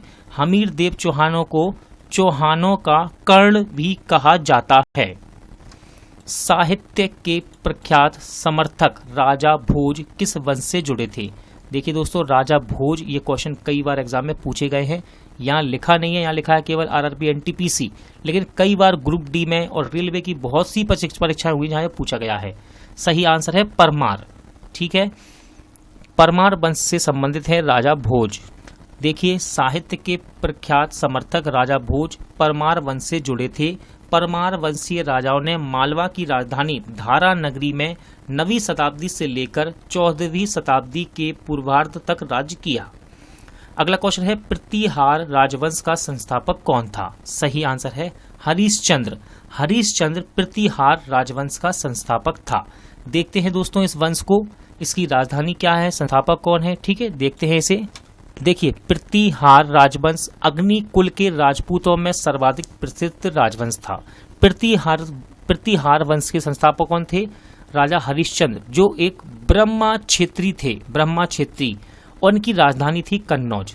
याद रखिएगा प्रतिहार राजवंश की राजधानी क्या थी? कन्नौज। ग्वालियर अभिलेख के तहत इस वंश का वास्तविक संस्थापक नागभट्ट प्रथम था। अगला क्वेश्चन है निम्न में से किसने माउंट आबू के पास कायदारा गांव में गौरी राजवंश के मोहम्मद गौरी को हराया था? अच्छा क्वेश्चन है दोस्तों ये। इसका सही आंसर है सी, ऑप्शन सी, यानी कि भीमदेव सोलंकी द्वितीय ने, भीमदेव सोलंकी द्वितीय ने माउंट आबू के पास 1178 ईस्वी में कायादारा गांव में गौरी राजवंश के मोहम्मद गौरी को हराया था। भारत नाम भारतीय संविधान में भारत के लिए एक उपाधि के रूप में प्रयुक्त होता है, जिसका जिक्र भारतीय महाकाव्य में एक भाग में प्राचीन पौराणिक सम्राट भरत की कथा के रूप में है। आपको उस महाकाव्य का नाम यहाँ बताना है। तो इसका सही आंसर है दोस्तों महाभारत में, ठीक है ना। महाभारत में प्राचीन पौराणिक सम्राट भरत की कथा के रूप में बताया गया है ये नाम भारत। अब चलिए देखते हैं हम, यहाँ पर बहुत ही अच्छी डिस्क्रिप्शन दी रखी है। ऐसा मान्यता है कि भारत के नाम पर हमारे भारत देश का नाम भारत पड़ा। इतिहास और पुराणों में कई भरत का उल्लेख मिलता है। प्रथम जैन तीर्थंकर ऋषभ देव के पुत्र भरत, जो कि जड़ भरत कहलाए। दूसरा राम के भाई भरत। तीसरा, नाट्य शास्त्र के रचना मुनि भरत मुनि। और चतुर्थ, दुष्यंत और शकुंतला के पुत्र भरत। दुष्यंत पुत्र भरत के वंश में ही आगे चलकर कौरव और पांडव हुए, जिनके बीच युद्ध की गाथा को ही वेद व्यास ने महाभारत के रूप में लिखा है। इस प्रकार महाभारत से ही भारत शब्द की उत्पत्ति मानते हुए वेद व्यास को भारत शब्द का श्रेय दिया जाता है। किसका नाम ग्रीक भाषा में आया है, जिसका अर्थ सिंधु नदी के पार का क्षेत्र है? राइट आंसर है दोस्तों इसका भी भारत। ठीक है, भारत नाम ग्रीक भाषा में आया, जिसका अर्थ सिंधु नदी के पार का क्षेत्र है। चलिए देखते हैं, डिस्क्रिप्शन इसकी अच्छी है। भारत नाम मुख्यतः ऋषभदेव के पुत्र भरत के नाम पर पड़ा।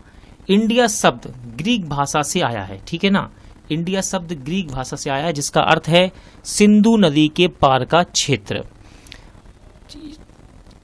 यूनानी यानी कि ग्रीक राजदूत मैगस्थनीज ने भी अपनी पुस्तिका इंडिका की रचना की, जिसमें इंडिया या भारत के संदर्भ में वर्णन किया है। अगला क्वेश्चन है, इंडिया नाम किस नदी से लिया गया है? तो सही आंसर है इसका सिंधु नदी से। ठीक है ना, अभी हमने देखा था। देखिए, भारत अर्थात इंडिया का नाम सिंधु नदी से लिया गया है, जो देश के उत्तर पश्चिम में बहती है। ग्रीक के लोग इंडिया को इंडोई कहते थे, जिसका मतलब है सिंधु के लोग। प्राचीन काल से ही श्रॉफ, सेठ, साहूकार, महाजन और खेती के रूप में जाने जाने वाले व्यापारियों का मुख्य व्यवसाय क्या है? इंपॉर्टेंट क्वेश्चन है दोस्तों, आप लगा सकते हैं इसका आंसर। देखिए, इसका आंसर है बैंकिंग। ठीक है ना, ऑप्शन सी। जरा देख लेते हैं इस क्वेश्चन की डिस्क्रिप्शन को। देखिए, प्राचीन काल से ही श्रॉफ, सेठ, साहूकार, महाजन और खेती के रूप में प्रचलित व्यापारियों का मुख्य व्यवसाय बैंकिंग व्यवस्था को संचालित करना था। साहूकार अथवा महाजन लोगों को ऋण देते थे और उनकी वस्तुएं गिरवी रख लेते थे, जिसे एक निश्चित समय के पश्चात वापस कर दिया जाता था। ये लोग अपने व्यवसाय वाणिज्य का सफल संचालन करते थे। लोग इनके पास अपने मूल्यवान रत्न, स्वर्ण, चांदी आदि गिरवी रखकर अथवा बेचकर अपनी आवश्यकताओं को पूरा वस्तुओं खरीद सकते थे। देखिए, इंपॉर्टेंट क्वेश्चन है, महाभारत का युद्ध कितने दिनों तक चला? राइट आंसर है इसका 18 दिन। वेद व्यास द्वारा रचित महाभारत के युद्ध में पांड्यों की केवल 7 अक्षौहिणी सेना ने कौरवों की 11 अक्षौहिणी सेना को परास्त किया था, और ये युद्ध 18 दिनों तक चला। किसकी अवधारणा अंधविश्वास भरी मान्यताओं पर आधारित है? सही आंसर है सांप और सीढ़ी। देखिए, यहाँ गेम के नाम लिखे हैं। सांप और सीढ़ी की अवधारणा अंधविश्वास भरी मान्यताओं पर आधारित है। देखते हैं इसका डिस्क्रिप्शन। देखिए दोस्तों, सांप और सीढ़ी की अवधारणा अंधविश्वास भरी मान्यताओं पर आधारित है। इसका आविष्कार 2वीं शताब्दी ईसा पूर्व में भारत में हुआ था। भारत में इसे मोक्ष पातम या परम पादम कहते हैं। पहले इसका प्रयोग बच्चों को हिंदू धर्म के मूल सिद्धांतों को शिक्षा देने में किया गया था। अगला क्वेश्चन है, सबसे पहले पहिए किसके बने थे? तो राइट आंसर है दोस्तों लकड़ी के। ठीक है ना, आपने रथ देखे होंगे, रथ कैसे थे? लकड़ी के बने हुए थे। तो सही आंसर है इसका ऑप्शन सी। देखिए, लकड़ी के पहिए का आविष्कार सबसे पहले 3500 ईसा पूर्व में मेसोपोटामिया इराक में हुआ था। इस पहिए को लकड़ी के कई तख्तों से जोड़कर बनाया जाता था तथा इसका आविष्कार सुमेरियन सभ्यता के काल में हुआ था। अगला क्वेश्चन है, किसने दिल्ली शहर की स्थापना सबसे पहले की थी और इसे इंद्रप्रस्थ का नाम दिया था? तो राइट आंसर है दोस्तों इसका पांडवों ने। ठीक है ना, पांडवों ने दिल्ली शहर की स्थापना सबसे पहले की और इसे इंद्रप्रस्थ नाम दिया था। देखते हैं दोस्तों, यहाँ से कुछ इंपॉर्टेंट फैक्ट हमें मिल जाएंगे देखने को। देखिए, आधिकारिक तौर पर राष्ट्रीय राजधानी क्षेत्र नई दिल्ली भारत का एक केंद्र शासित प्रदेश एवं महानगर है। राष्ट्रीय राजधानी होने के नाते केंद्र सरकार की तीनों इकाइयां कार्यपालिका, संसद और न्यायपालिका के मुख्यालय नई दिल्ली में स्थापित हैं। यमुना नदी के किनारे स्थित इस नगर को गौरवशाली पौराणिक इतिहास भी है। महाभारत काल में पांडवों ने दिल्ली शहर की स्थापना सबसे पहले की थी और इस शहर को इंद्रप्रस्थ नाम दिया था। अगला क्वेश्चन है कामरूप का प्राचीन साम्राज्य किस राज्य में मौजूद था? तो राइट आंसर है दोस्तों इसका असम में। ठीक है ना, क्वेश्चन भी पूछ लिया जाता है कि कामरूप किसका प्राचीन नाम है, तो ये है असम का नाम। ठीक है दोस्तों, कामरूप का प्राचीन साम्राज्य किस राज्य में मौजूद था? असम में। और देखिए यहाँ लिखा भी है असम का प्राचीन नाम क्या था? कामरूप, जो 13वीं शताब्दी में ब्रह्मपुत्र घाटी में स्थापित किया गया था।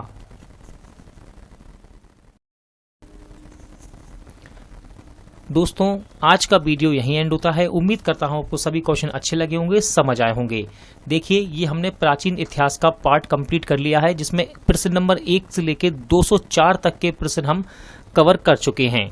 अब हम जल्द मिलेंगे दोस्तों मध्यकालीन इतिहास के साथ, और मैं कोशिश करूंगा परीक्षा से पहले इस किताब को जल्द से जल्द खत्म कर दिया जाए। पूरा वीडियो देखने के लिए धन्यवाद। जल्द मिलते हैं अगले वीडियो में।